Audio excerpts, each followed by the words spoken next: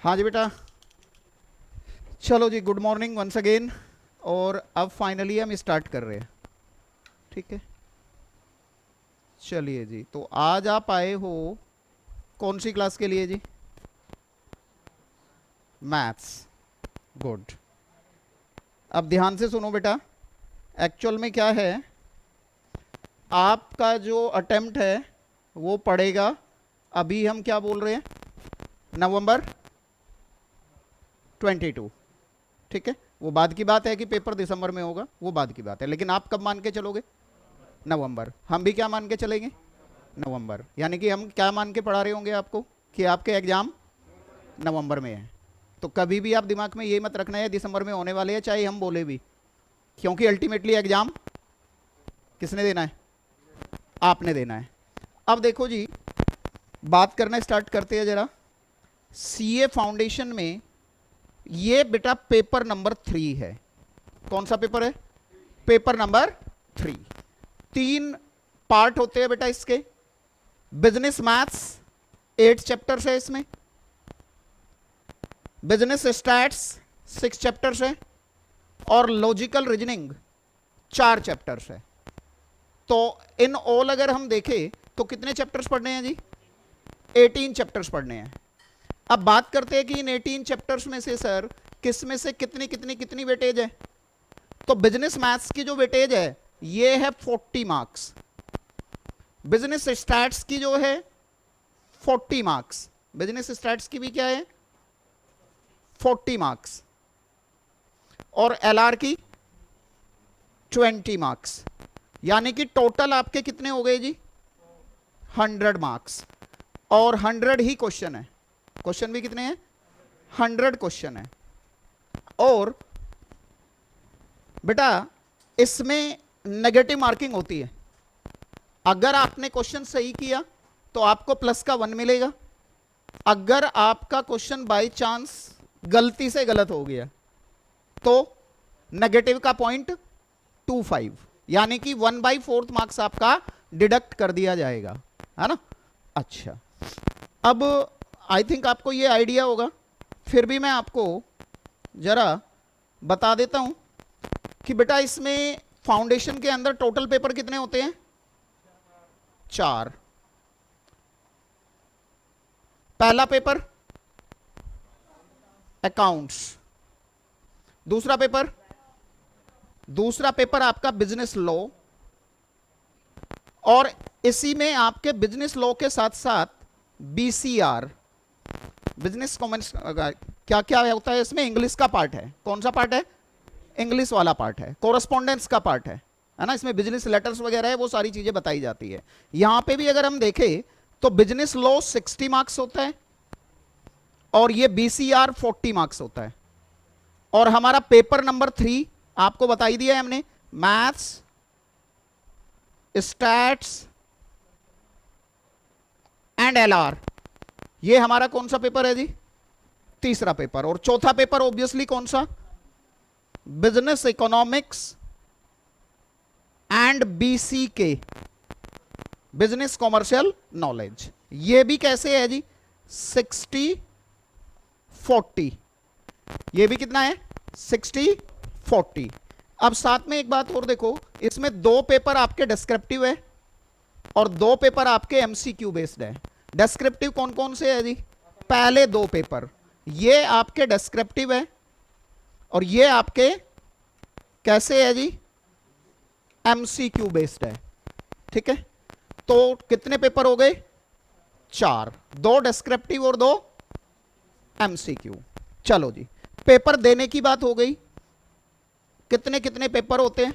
अब बात कर लेते हैं कि जी अगर हमें सीए फाउंडेशन को पास करके सीए इंटरमीडिएट में जाना है, आपको पता ही होगा 3 लेवल होते हैं। तो अगर सीए इंटरमीडिएट में जाना है सर, उसके लिए हमें क्या करना पड़ेगा, है ना। तो क्या करना पड़ेगा जी? पहली बात, पासिंग क्राइटेरिया क्या है? इंडिविजुअली अगर हम देखें तो ईच सब्जेक्ट में एट लीस्ट 40 आने चाहिए। अभी तक तो यही है, बट अब जो नया ड्राफ्ट आया है उसमें मे बी और एंट्री लेवल और डिफिकल्ट होने वाला है। मे बी ये एटलीस्ट का क्राइटेरिया 50% पे जाने वाला है, बट आपका इसी के अंदर पड़ेगा, एटलीस्ट 40 वाले के अंदर। तो आपको बाई हुक बाई क्रूक इसी में क्लियर करना है, ये मान के चलना। आप सेकंड अटेम्प्ट के बारे में सोचना ही मत। समझ में आई बात? और वो सिर्फ उसका एक ही तरीका होता है, बहुत ज्यादा काम नहीं करना होता है, बस रेगुलर पढ़ाई करनी होती है। ठीक है, अच्छा। लेकिन बेटा अगर मैं ये मान लूं कि बच्चे का फोकस है 40 पे, तो भैया फिर तो 40 इंटू 4 करूं 160 हो रहा है, तो इंडिविजुअली तो पास हो गया। लेकिन इंस्टीट्यूट ने एक बात और डाली है, क्या कहते हैं जी? एग्रीगेट आपका 200 होना चाहिए। ठीक है, यानी कि अगर आपका एग्रीगेट 200 लेकिन किसी एक में 40 से कम, तो आप नेक्स्ट लेवल पे नहीं जा पाओगे। ठीक है, चलिए जी। तो आपका टारगेट क्या होना चाहिए? मिनिमम को कभी टारगेट करना चाहिए क्या? मिनिमम को कभी टारगेट नहीं करना चाहिए, बस दिमाग में रखना चाहिए। टारगेट आपका हमेशा क्या होना चाहिए? हाई होना चाहिए। जब मैक्सिमम नंबर आपको आ सकते हैं तो फिर हमें मैक्सिमम ही लेने चाहिए। ठीक है, तो चलिए जी, अब हम थोड़ा सा और 1 मिनट बात करके फिर शुरू करेंगे। हमें किस किस चीज की जरूरत होती है मैथ्स के अंदर। ठीक है, 5 मिनट डिस्कस करेंगे फिर आगे बढ़ेंगे। ठीक है, अब देखो बेटा, नॉर्मली क्या होता है कि कुछ बच्चे ऐसे होते हैं जिनका मैथ्स अच्छा होता है, लेकिन वो परसेंटेज थोड़ी सी कम रहती है। ठीक है, कुछ बच्चे ऐसे होते हैं जिनका मैथ्स ठीक ठीक होता है, ये परसेंटेज काफी सारी होती है। ठीक है, और कुछ ऐसे होते हैं जो मैथ्स में कहते हैं कि हम तो गरीब है सर। मैथ्स में गरीब का मतलब क्या है कि मैथ्स हमने लिया हुआ है लेकिन वो ना के बराबर है ना? तो पहली बात तो ये है बेटा कि आपको ये दिमाग में रखना ही नहीं है किसका मैथ्स बहुत अच्छा है, किसका मैथ्स बहुत खराब है, और कौन मैथ्स में गरीब है। इस बात से यहां पे कोई फर्क नहीं पड़ने वाला।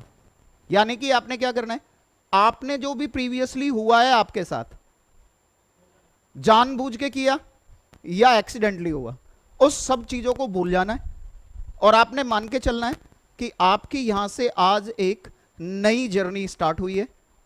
ठीक है, तो मैं भी आप सभी का यहां पे, मेरे भी आप पे, प्रोटीच सीए की पूरी टीम के भी आप पे, क्योंकि आज मेरी फर्स्ट क्लास है, मैं आप सबका यहां पे इस नई जर्नी में हार्दिक अभिनंदन करता हूं, पहली बात। और आप सबके लिए शुभकामनाएं आज से ही मैं दे रहा हूं कि आप इन फ्यूचर सभी सीए बनो। ठीक है, अब उसके लिए बस दिमाग में आपने ये रखना है कि बस जो करना है आपने करना है, क्योंकि आपने कोर्स ही ऐसा चूज किया है कि इसमें जो भी करना होता है स्टूडेंट नहीं करना होता है। घर वाले सिर्फ आपको कोचिंग दिला सकते हैं, आपको भेज सकते हैं। बाकी बहुत सारे कोर्स ऐसे हैं जिसमें बच्चे ने कम करना होता है, पेरेंट्स ने ज्यादा करना होता है। समझे मेरी बात? पेरेंट्स ने ज्यादा क्या करना होता है, कहीं डोनेशन देके एडमिशन कराना होता है, तो फिर तो पेरेंट्स कर रहे हैं ना।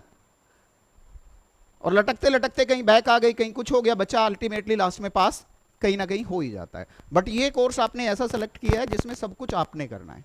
ठीक है, तो चले जी शुरू करें। आओ, अब बहुत ज्यादा बातें नहीं करेंगे क्योंकि हम ऑलरेडी लेट है।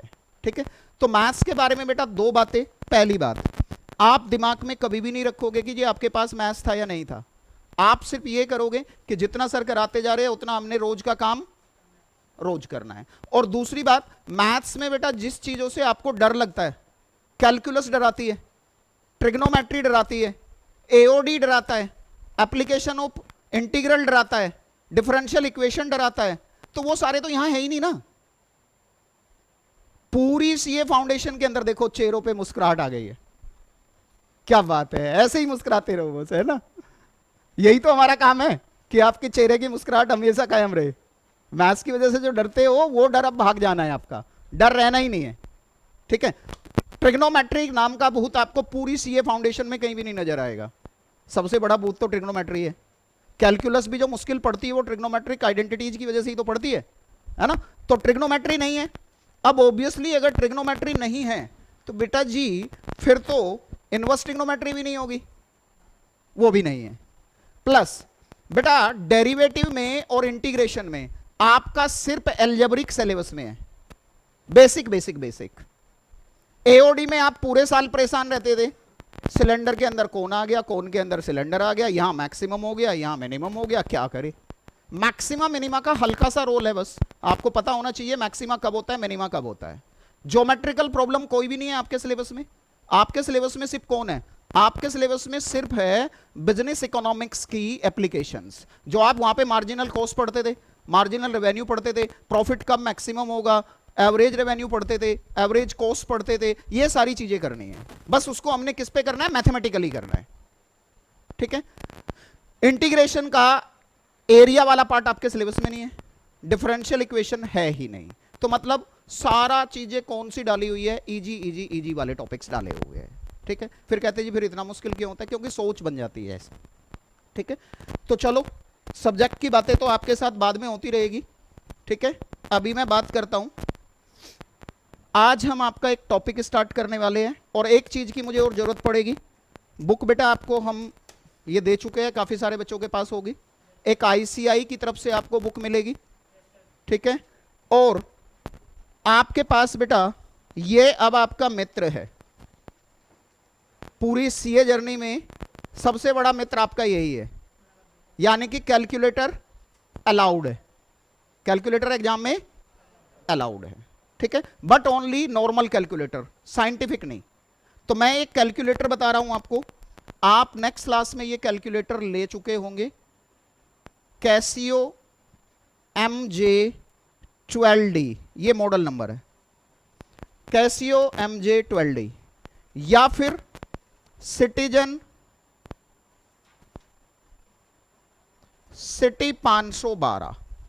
ठीक है, और या फिर आपके पास कोई ऑलरेडी कैलकुलेटर है तो मेरे को दिखा देना, मैं आपको चेक करके बता दूंगा चलेगा या नहीं। अब आपको कहे सर कैलकुलेटर तो कैलकुलेटर है ना, क्यों नहीं चलेगा, नहीं। स्टैंडर्ड कैलकुलेटर जो होता है वो होता है कि ये 12 डिजिट होना चाहिए। कई कहते हैं मेरे पास तो 16 डिजिट है, ये तो और बढ़िया है, इसमें तो 4 डिजिट ज्यादा है। नहीं, स्टैंडर्ड कैलकुलेटर कैलकुलेशन में कौन सा माना जाता है, 12 डिजिट। साथ में मुझे इसमें क्या क्या चाहिए, एक मुझे M+ का बटन चाहिए, एक M- का चाहिए, एक MRC चाहिए, एक GT चाहिए। जिसमें ये सारे बटन हैं वो कैलकुलेटर भी हमें चलेगा। ठीक है, तो अगर है तो मेरे को एक बार दिखा देना, उसके बाद में ही हम क्या करेंगे, बता देंगे कि फिर चलेगा या नहीं। आओ जी बेटा जी, अब स्टार्ट करते हैं। एक आपका बहुत छोटा सा टॉपिक शुरू करेंगे।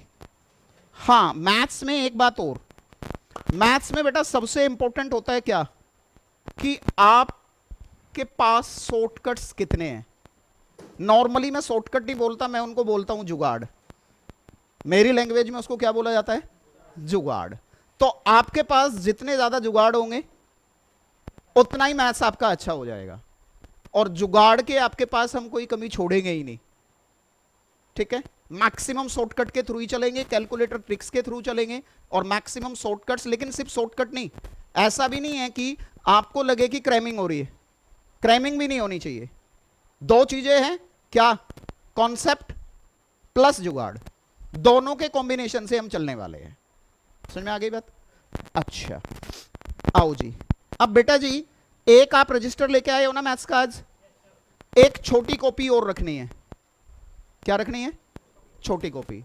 अब छोटी कॉपी भी इतनी नहीं होनी चाहिए, एक बार एक बच्चा 25 पेज की कॉपी लेके आ गया, मैंने बोला इतनी छोटी, कहता है सर इससे छोटी मिली नहीं ना मुझे, आपने मुझे छोटी कॉपी बोला था तो सबसे छोटी लेके आया हूं।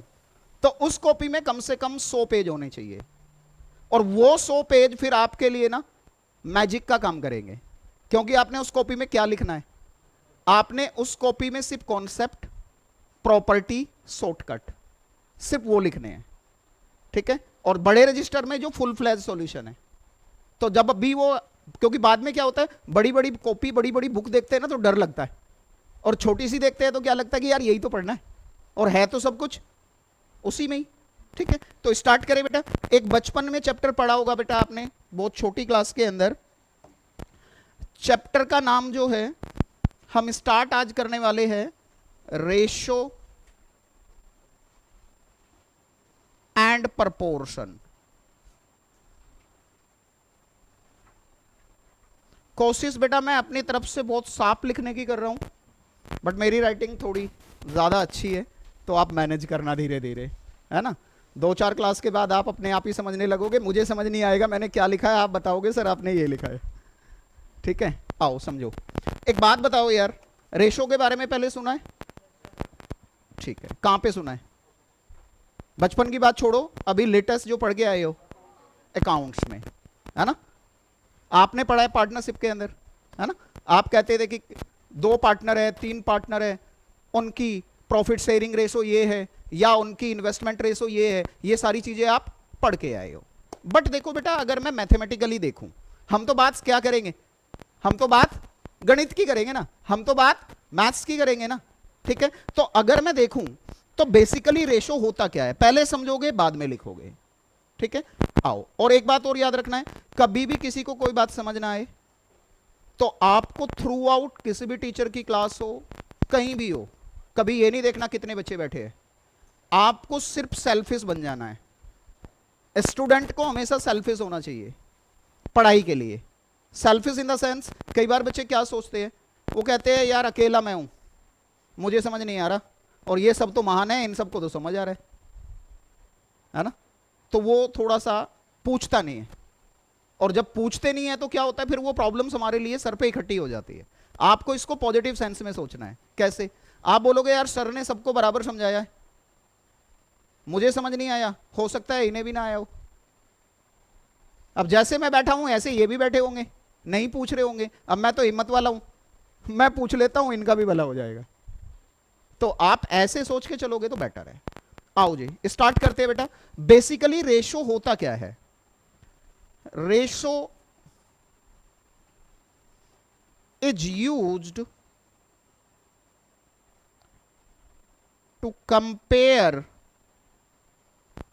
To like terms. रेशो किसके लिए यूज होता है? दो एक जैसी टर्म को कंपेयर करने के काम आता है कौन? रेशो। अब एक जैसी टर्म बोले तो उनकी यूनिट क्या होनी चाहिए? यूनिट क्या होनी चाहिए? Same. That is unit should be same. Unit कैसी होनी चाहिए बच्चों? सेम होनी चाहिए। अब यूनिट सेम होनी चाहिए। अब 1 मिनट समझो यार, आप 2 पर्सन है, 2 पर्सन को कंपेयर करना चाहते हो, कैसे कैसे कंपेयर हो सकता है? ए की हाइट, बी की हाइट, हाइट को हाइट से कंपेयर करूंगा, ए का वेट, बी का वेट, है ना? दोनों को किससे कंपेयर कर रहा हूं जी? वेट से। अब अगर मैं इनकम की बात करता हूं, ए की इनकम, बी की इनकम, है ना? लेकिन अब एक बात बताओ, अगर मैं इनकम वाला एग्जांपल ले रहा हूं तो मुझे एक कंसीडरेशन और करनी पड़ेगी। क्या हो सकता है? उन्होंने इनकम कुछ इस तरह की दी हुई हो कि ए की इनकम 6 महीने की दी हो और बी की इनकम 1 साल की दी हो। तो अगर ए की 6 महीने की है और बी की 1 साल की है तो क्या दोनों एक जैसे हैं? हाँ या ना? नहीं है। तो पहले मुझे उन्हें दोनों को कैसा करना पड़ेगा? सेम करना पड़ेगा। अच्छा, अगर मुझे वेट की बात कर रहे हैं तो हो सकता है एक का वेट किलोग्राम में दिया हो और एक का वेट ग्राम में दिया हो। तो क्या मैं 1 किलोग्राम को ग्राम के साथ कंपेयर कर सकता हूं? नहीं कर सकता। फिर मुझे क्या करना पड़ेगा? या तो मैं दोनों को ग्राम बनाऊंगा या मैं दोनों को किलोग्राम बनाऊंगा। क्या यहां तक बात समझ आ रही है? अच्छा, अब देखो मैंने यहां पे लिखा यूनिट सेम होनी चाहिए। अब बेसिकली लेंथ की भी यूनिट वही और ब्रेथ की भी यूनिट वही, लेंथ की भी यूनिट वही और ब्रेथ की भी यूनिट वही, है ना? तो कई बार आप देखते होंगे, कहते हैं कि एक रेक्टेंगल है, रेक्टेंगल की लेंथ और ब्रेथ में रेशो ये है, लेंथ और ब्रेथ में रेशो ये है। तो लेंथ और ब्रेथ का रेशो कंपेयर हो रहा है, लेंथ और ब्रेथ का रेशो कंपेयर हो रहा है। लेकिन कब? जब दोनों की यूनिट कैसी? सेम होगी। दोनों की यूनिट कैसी होगी? सेम होगी। लेकिन मुझे यह बताओ, अगर मेरे पास 2 पर्सन है, एक की मैं हाइट ले लूं और एक का मैं वेट ले लूं, तो क्या कंपेयर हो सकता है? नहीं हो सकता। तो यहां तक की कहानी आपको समझ आई मैंने क्या बोला? तो मुझे बताओ बेटा, रेशो कैसी टर्म्स को कंपेयर करने के काम आता है? जवाब दो यार। कैसी टर्म को? लाइक टर्म को। लाइक टर्म का मतलब यूनिट सेम होनी चाहिए, और अगर यूनिट सेम नहीं है तो मैं क्या कोशिश करूंगा? सेम करने की। और अगर वो सेम हो ही नहीं सकती तो मैं बोलूंगा रेशो डिफाइंड नहीं है। यहां तक की बात क्लियर है? अच्छा, अब देखो बेटा कैसे लिखते हैं रेशो को। रिटन एज, ऐसे पढ़ते हैं ए रेशो बी। बेसिकली बेटा जो पहली टर्म है इसको हम कहते हैं एंटीसीडेंट। क्या कहते हैं जी? और जो दूसरी टर्म है इसको हम बोलते हैं कॉन्सिक्वेंट। पहली टर्म को एंटीसीडेंट, दूसरी टर्म को कॉन्सिक्वेंट। साथ में बेटा इसका मीनिंग होता क्या है? ए इज टू बी का मतलब ए बाई बी से ही होता है। किससे होता है? A by B, A by B. लेकिन बेटा जब आप ऐसे लिखते थे तो आप इस ए को क्या बोलते थे? न्यूमरेटर, और इस बी को क्या बोलते थे? डिनोमिनेटर। यानी कि यहां पे एंटीसीडेंट किसकी जगह पे आया है? न्यूमरेटर की जगह पे। और कॉन्सिक्वेंट किसकी जगह पे आया है? डिनोमिनेटर की जगह पे। ठीक है, इतना लिख लो अब आप।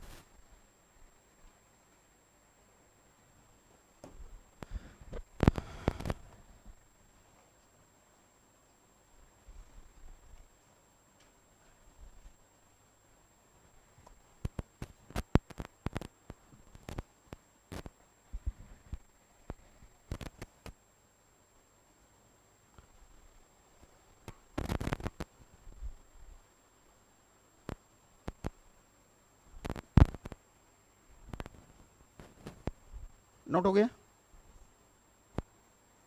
अच्छा, सभी का नोट हुआ? हाँ कोई बात नहीं, लिख लो।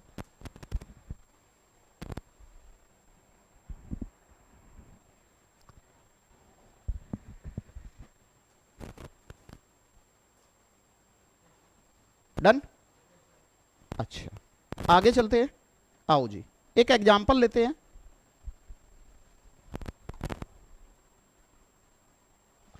यार रेशो निकालना है।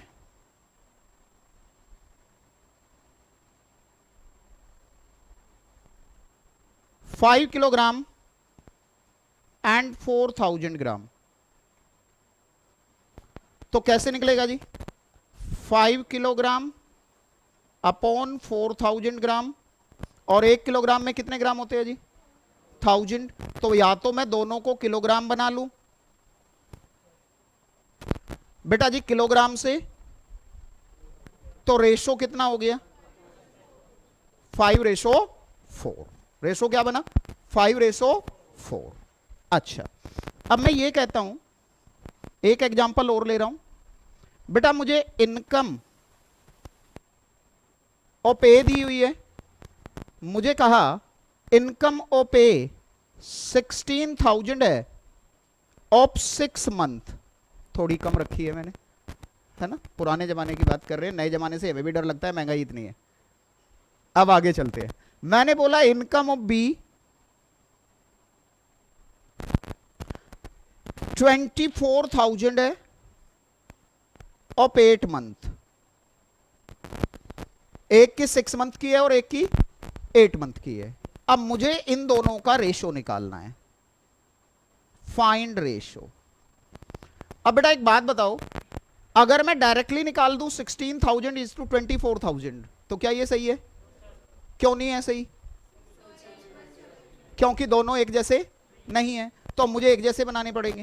अब एक जैसे बनाने के लिए कोई कहता है सर दोनों की 6 महीने की निकाल लो, कोई कहता है सर दोनों की 8 महीने की निकाल लो, कोई कहता है सर दोनों की 1 साल की निकाल लो। लेकिन उनमें सबसे आसान तो दोनों की 1 महीने की निकालना है ना, क्योंकि अगर मैं दोनों की 1 महीने की निकाल लूंगा तो मेरे लिए आसान हो जाएगा।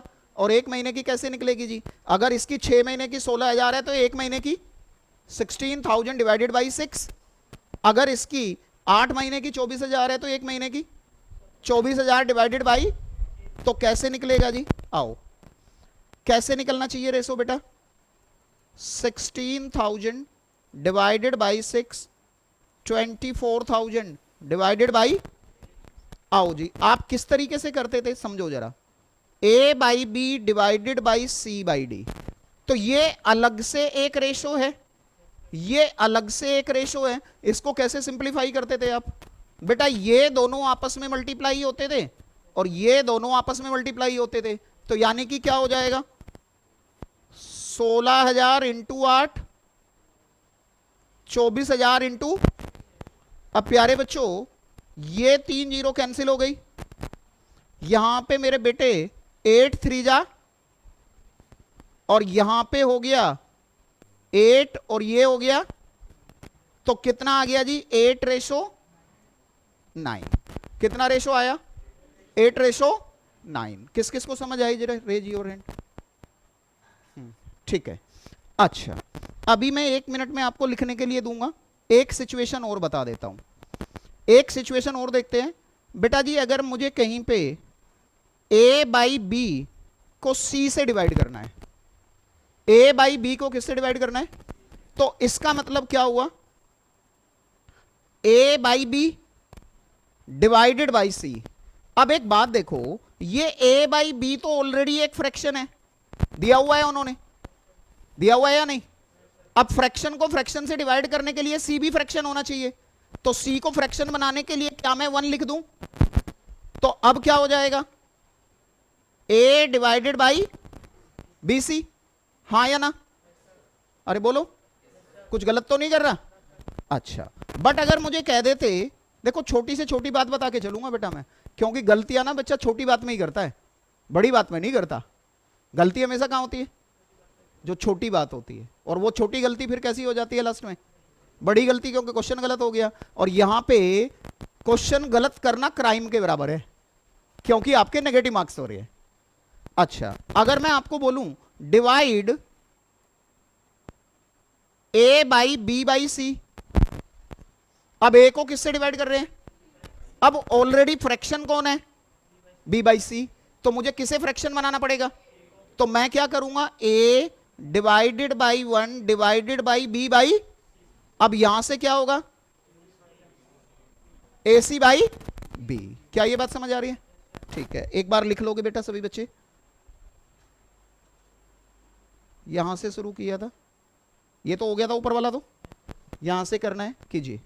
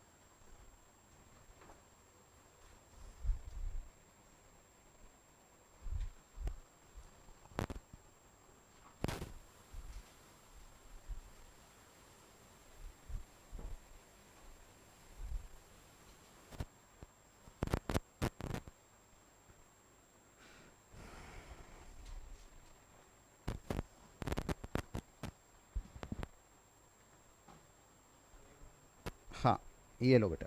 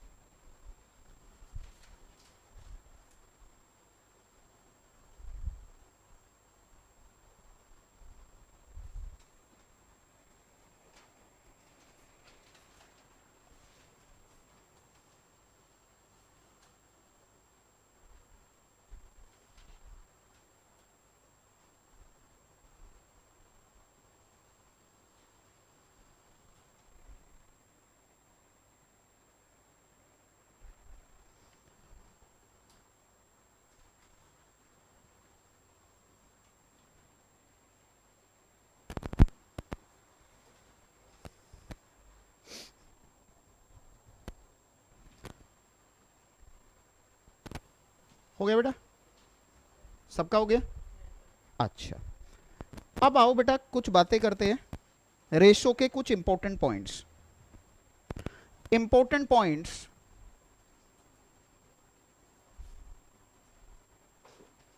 About ratio. अब आप हमेशा एक बात याद रखना कि मैं कभी भी एंड तक कोई भी टॉपिक पढ़ाऊंगा उसको मैं आपको पॉइंट्स वाइज पढ़ाऊंगा।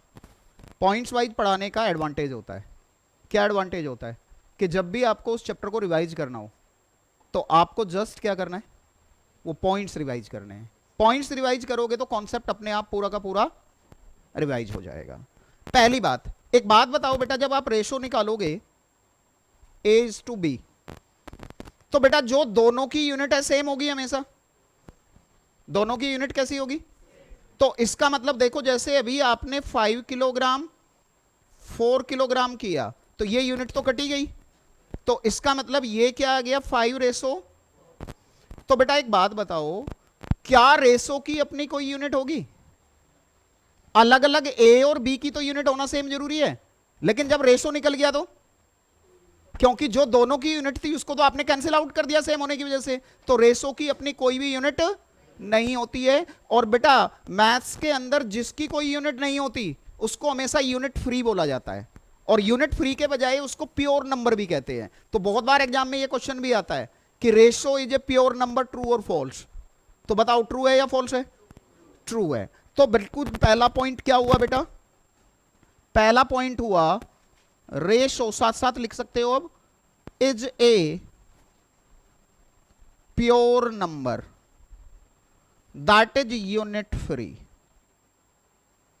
यूनिट फ्री मेजरमेंट है।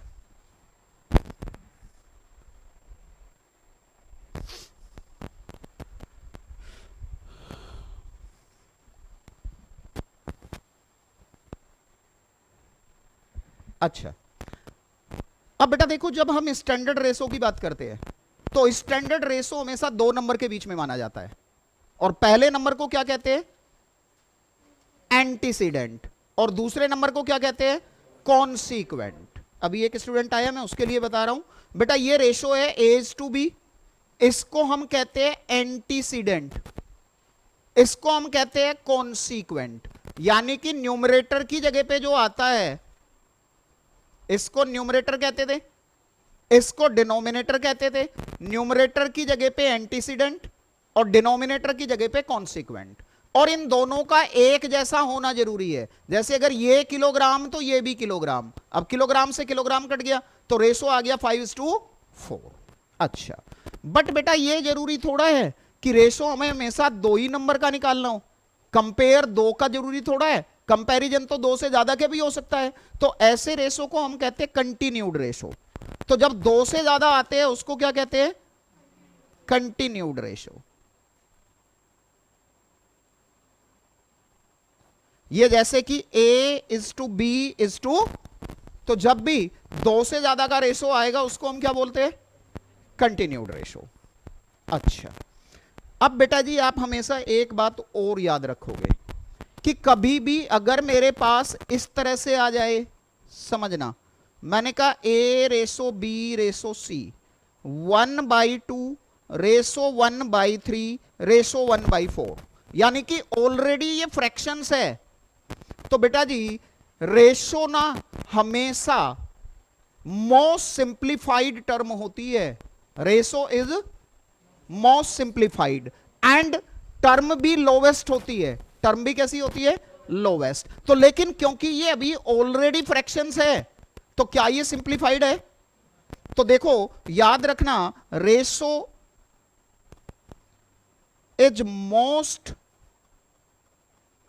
Simplified term.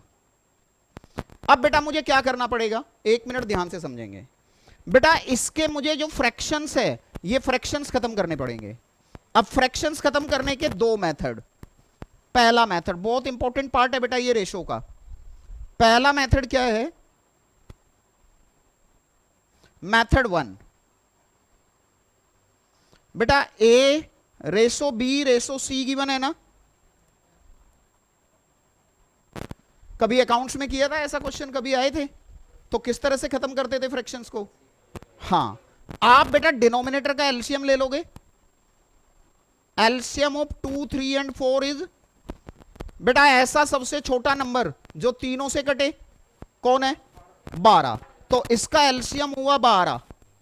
अब बेटा आप हर एक टर्म को 12 से मल्टीप्लाई करते जाओगे, यानी कि मेरा क्या बनेगा? ए रेशो बी रेशो सी 1/2 इंटू 12, 1/3 इंटू 12, 1/4 इंटू कितना आ रहा है प्यारे बच्चों? 6/4 रेशो। किस किस को समझ आई ये बात? क्लियर है सबको? दूसरी बात, अब बेटा देखो मैंने बोला कि वैसे तो एलसीएम बहुत बचपन में सिखाया जाता है, लेकिन कई बार गलती होती है और या कई बार हमारे से एलसीएम ही नहीं निकलता जब टाइम खराब हो। तो एक दूसरा मेथड है, आप एलसीएम से मत करो, आप इनकी प्रोडक्ट कर दो। 2, 3 एंड 4 इज 24। 2 की 3 की 4 की प्रोडक्ट कितनी आई? 24। अब आप इन सबको 24 से मल्टीप्लाई कर दो तो 1/2 इंटू 24, 1/3 इंटू 24, 1/4 इंटू कितना आ रहा है प्यारे बच्चों? 12, 8, 6। लेकिन क्या अभी ये मोस्ट सिंप्लीफाइड है? अभी ये आगे कैंसिल आउट हो सकती है। Term should be lowest. अगर वो कैंसिल हो सकती है तो मैं उसको कैंसिल करूंगा। तो किससे कैंसिल हो सकती है? 2 से। कितना आ गया? 6, 4, 3। तो क्या वही रेशो आ गया जो ऊपर था? तो कई बार ऐसा हो सकता है कि प्रोडक्ट भी वही हो और एलसीएम भी वही हो, तब तो कोई दिक्कत नहीं है। लेकिन कई बार ऐसा हो सकता है एलसीएम कुछ और प्रोडक्ट कुछ, तो एलसीएम से एक स्टेप में आ जाएगा, लेकिन प्रोडक्ट के केस में मुझे एक स्टेप एक्स्ट्रा और करना पड़ेगा। बात समझ में आई? तो अगर फ्रैक्शन आएंगे तो उसको खत्म करने का तरीका क्या? बोलो। या तो मैं डिनोमिनेटर के एलसीएम से प्रोडक्ट करूंगा या मैं उसकी प्रोडक्ट से सबको मल्टीप्लाई कर दूंगा, लेकिन खत्म तो करना पड़ेगा।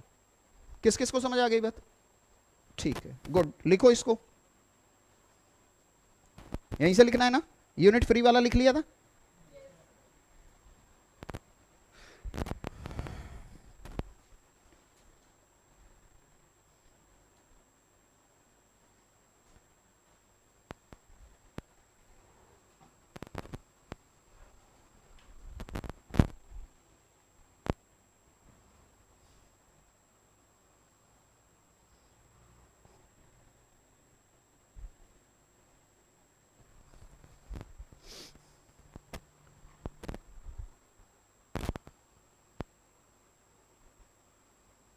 कहीं राइटिंग समझ ना आए तो पूछ लेना बेटा।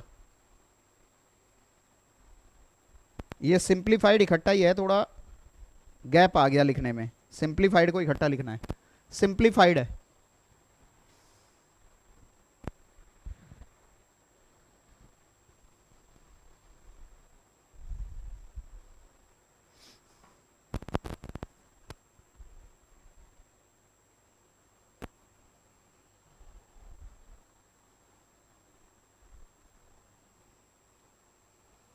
वैसे 8 बजे का टाइम ठीक है ना? ज़्यादा जल्दी का तो नहीं है? जल्दी है? 9 बजे करेंगे 9:30 आएगा, 10 बजे करेंगे 10:30 आएगा, 1.5 घंटा पालम से, रिजवासन से। हाँ तेरे लिए तो जल्दी है, मानना पड़ेगा। देखते हैं, कुछ ना कुछ करेंगे। लेकिन जो जितनी ज़्यादा दूर से आता है वो उतनी जल्दी आता है, तो लेट कैसे हो जाता है?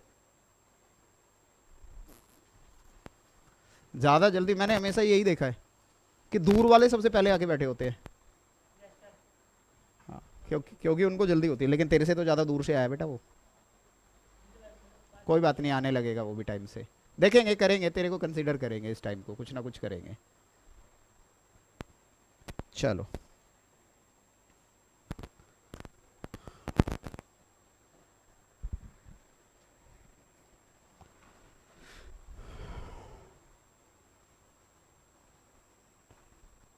अभी स्टार्टिंग में छोटी छोटी क्लासेज रखेंगे, लेकिन बाद में जाके हल्का सा, जब तुम हैबिचुअल हो जाएंगे इतनी देर बैठने के, तो टाइमिंग हल्के से इंक्रीज करेंगे।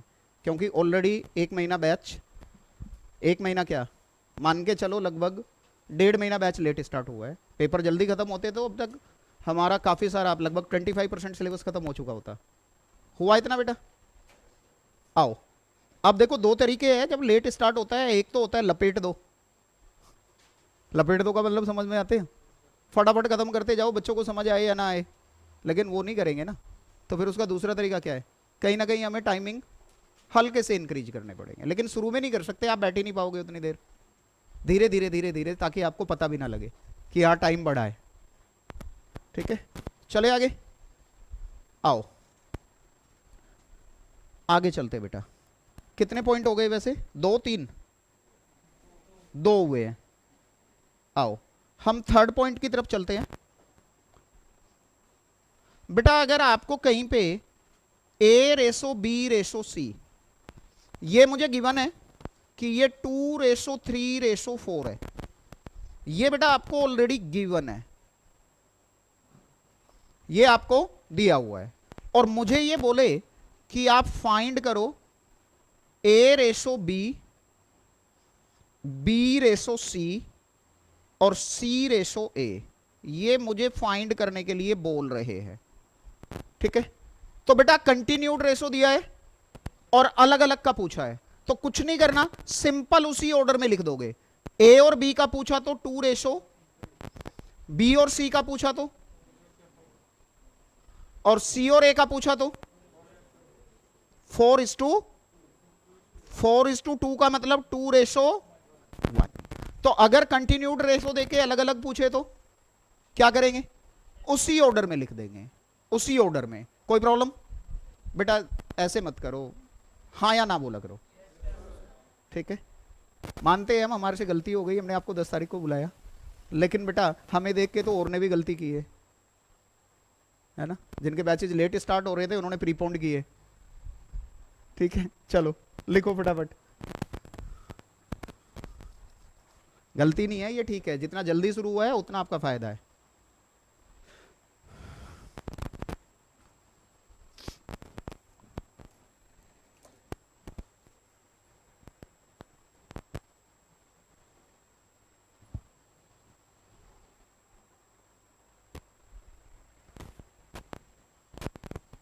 डन बेटा? आओ मैं चलता हूं बेटा पॉइंट नंबर 4 की तरफ।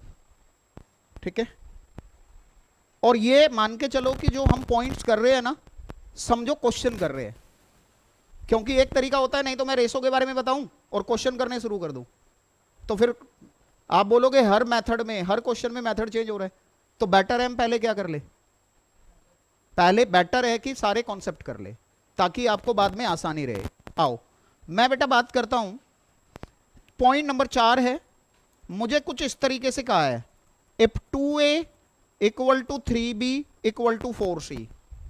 मुझे कहा गया है कि A में 2 से मल्टीप्लाई करे, B में 3 से मल्टीप्लाई करे, C में 4 से मल्टीप्लाई करे, और वो तीनों बराबर है, देन A/B/C क्या होगा। ठीक है, आपसे क्या पूछा गया है? A/B/C। आइए जी बेटा, मेथड 1, अब बेटा जी एक बात देखेंगे, अगर ये तीनों नंबर बराबर है तो किसी ना किसी के तो बराबर रहे होंगे। तो लेट मैंने कहा कि 2a equal to 3b equal to 4c each equal to k। Each किसके बराबर है? k के। अब मैं यहां से क्या कर रहा हूं, 2a को कंपेयर किया k के साथ, 3b को भी कंपेयर किया k के साथ, 4c को भी कंपेयर किया k के साथ। इतना कर सकता हूं, हाँ या ना? कौन कौन कहता है हाँ? ठीक है, सब हाँ कह रहे हैं, गुड। a की वैल्यू क्या आई, b की वैल्यू क्या आई, c की वैल्यू क्या आई? अब मेरे प्यारे बच्चों, जब मैं यहां पे a ratio b ratio c k by 2 k by 3 k by 4 निकालूंगा, तो बेटा जी k तो इन सब में कॉमन है, तो k इन सब में कॉमन है, तो फिर इसे लेने का कोई मतलब ही नहीं है। अगर मैं k को कैंसिल आउट कर दूं, यहां पहले बताओ कैंसिल कर सकता हूं क्या? k सब जगह पे है ना बेटा, यहां भी है, यहां भी है, यहां भी है। तो अगर मैंने k को कैंसिल आउट किया तो क्या आया? 1/2 1/3 1/। अब बेटा क्या करोगे, तो फ्रैक्शन आ गया। फ्रैक्शन को खत्म करने का तरीका, 2 का 3 का 4 का एलसीएम, 2 का 3 का 4 का एलसीएम कितना है? 12। तो सबको 12 से मल्टीप्लाई करूंगा, तो 1/2 इंटू 12, 1/3 इंटू 12, 1/4 इंटू कितना आया प्यारे बच्चों? 6 4 3। लेकिन एक बात बताओ मुझे यार, मैंने k लिया और बाद में k को काट दिया, तो फिर k लेने का फायदा क्या है? तो अब समझो कि हम इसको कैसे करेंगे। मेथड 2, कभी भी ऐसा क्वेश्चन आए, क्योंकि आपको क्या करना है, आपको करना है थोड़ा सा स्पीड, और आपको करना है कि हमें लिखना कम पड़े और हमारा काम क्या करना है बेटा, 2a 3b 4c। तो मैं क्या करूंगा, मुझे तो a ratio b ratio c चाहिए ना, तो ध्यान से सुनो, मैं इस 2 को यहां से हटा रहा हूं, तो इसका कर दूंगा सीधा सीधा रेसिप्रोकल। कितना हुआ? 3 को यहां से हटा रहा हूं तो क्या करूंगा, यहां से हटा रहा हूं तो क्या करूंगा, डायरेक्ट रेसिप्रोकल करो, k की कोई जरूरत नहीं है। तो कितना आंसर आ जाएगा, 12 से मल्टीप्लाई करूंगा, 6 4 3। समझ में आ रही है बात? किस किस को समझ आई बात? ठीक है। अब एक है मेथड 3 जीबीसी। जीबीसी बोले तो गो बाई चॉइस, ऑप्शन से करना। किससे करना? क्योंकि आपके पास एमसीक्यू बेस पेपर है तो आपको ऑप्शन भी तो दी हुई होगी। अब ध्यान से सुनो, मैं कहता हूं मुझे ये पहली ऑप्शन दी हुई है 3:4:6, मुझे दूसरी ऑप्शन दी हुई है 6:3:4, मुझे तीसरी ऑप्शन दी हुई है 6:4:3, और लास्ट मुझे दी हुई है 2:3:5। अब ध्यान से सुनो बेटा, मुझे क्या करना है, मुझे ऐसी ऑप्शन ढूंढनी है कि जिसमें मैं 2 से तो मल्टीप्लाई करूं पहले में। तो देखो, अगर मैं 2 इंटू 6 कर रहा हूं तो कितना आ रहा है? 12। दूसरे में मल्टीप्लाई किससे करूं? 3 से। मैं इसको चेक कर रहा हूं पहले, बी को, तो दूसरे में 3 से कर रहा हूं तो कितना आ रहा है? तो ये तो बराबर नहीं हुए, तो ये बराबर नहीं हुए, तो ये आंसर भी, क्या ये आंसर होगा? पहले में 2 से मल्टीप्लाई कर रहा हूं तो कितना आ रहा है? 6। दूसरे में 3 से मल्टीप्लाई कर रहा हूं तो 12। क्या बराबर हुआ? नहीं, तो ये भी आंसर नहीं है। लेकिन देखो, अगर मैं यहां कर रहा हूं सी में, 2 से गुणा, 3 से गुणा, 4 से गुणा, ये कितना आ रहा है? 12 12 12। तो ये आपका आंसर है। समझ में आई बात? यानी कि ऐसे क्वेश्चन में हम ऑप्शन भी ट्राई कर सकते हैं। कर सकते हैं या नहीं? पक्का? किस किस को समझ आई ये बात? यहां पे बेटा सीए फाउंडेशन में ये मेथड बहुत काम का है। बहुत सारे चैप्टर्स में हम जीबीसी से करेंगे, जिसमें आपको ऑप्शन ही बता देगा कि हां मैं आंसर हूं और मैं आंसर नहीं हूं। समझ में आई बात? यानी कि सारे क्वेश्चन को कंप्लीटली मुझे कोई सोल्व करने की जरूरत नहीं है। अब पहले बेटा जी आप इतना लिख लोगे एक बार, और देखो हमेशा एक बात याद रखना, किसी भी क्लास में एक बात इंपॉर्टेंट होती है बेटा, देखो जितना ज्यादा इंटरेक्टिव होगी ना क्लास उतना अच्छा रहेगा, और इंटरेक्शन मुझे सिर्फ मेरी तरफ से नहीं आपकी तरफ से भी चाहिए। और एक बात और होती है कि जब आपको समझ आ रहा है तो आप हां बोलो या ना बोलो, कोई फर्क नहीं पड़ता क्योंकि समझ तो आ ही गया है। लेकिन जब समझ नहीं आया और आप ना नहीं बोल रहे तो मान के चलो फर्क आपको ही पड़ता है। तो जब समझना आए तो ना जरूर करना है कि सर दोबारा बताओ, और कभी भी ये मत सोचना सर ने 2 बार बता दिया तो तीसरी बार नहीं बताएंगे। बेटा मुझे कोई फर्क नहीं पड़ता, मेरे चेहरे पे हमेशा मुस्कान ही देखोगे आप, 4 बार पूछ लो, क्योंकि बेसिक मोटिव क्या है क्लास का? बेसिक मोटिव है मैं समझाने आया हूं, मैं पढ़ाने आया हूं, आप पढ़ने आए हो। तो आपका मोटिव क्या है? नहीं समझ आया तो पूछना, और मेरी जिम्मेवारी क्या है? अगर स्टूडेंट पूछ रहा है तो क्लास में ही पढ़ा के भेजना, ये नहीं कि बाद में पूछ लेना, वो बात तो कभी आता ही नहीं है, ना टीचर की तरफ से आता ना स्टूडेंट की तरफ से आता है ना। क्योंकि जब 2 बार ऐसा हो जाएगा तो तीसरी बार बच्चा खुद ही नहीं पूछेगा बेचारा। तो यू फील फ्री, कोई दिक्कत नहीं है। बस क्लास में मुझे डिस्टर्बेंस पसंद नहीं है, किसी को भी नहीं पसंद होता। डिस्टर्बेंस मत करो, बाकी कुछ भी पूछो, कोई दिक्कत नहीं है। और ऐसा नहीं कि पहली क्लास है, लास्ट तक, और हम आपके साथ हमेशा लास्ट तक बने रहेंगे।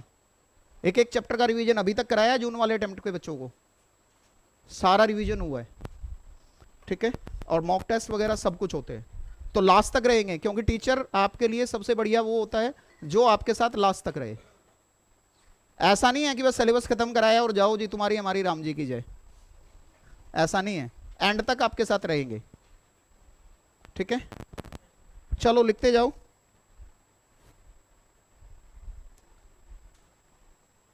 आपका लेटर ऑन एक ग्रुप भी बना देंगे, डेली के नोट्स जो है यहां तो लिखाएंगे ही, साथ में आपके ग्रुप्स पे भी आएंगे, क्योंकि कभी किसी बच्चे की कोई क्लास छूट जाए तो वो क्लास के नोट्स उसको मिल जाए।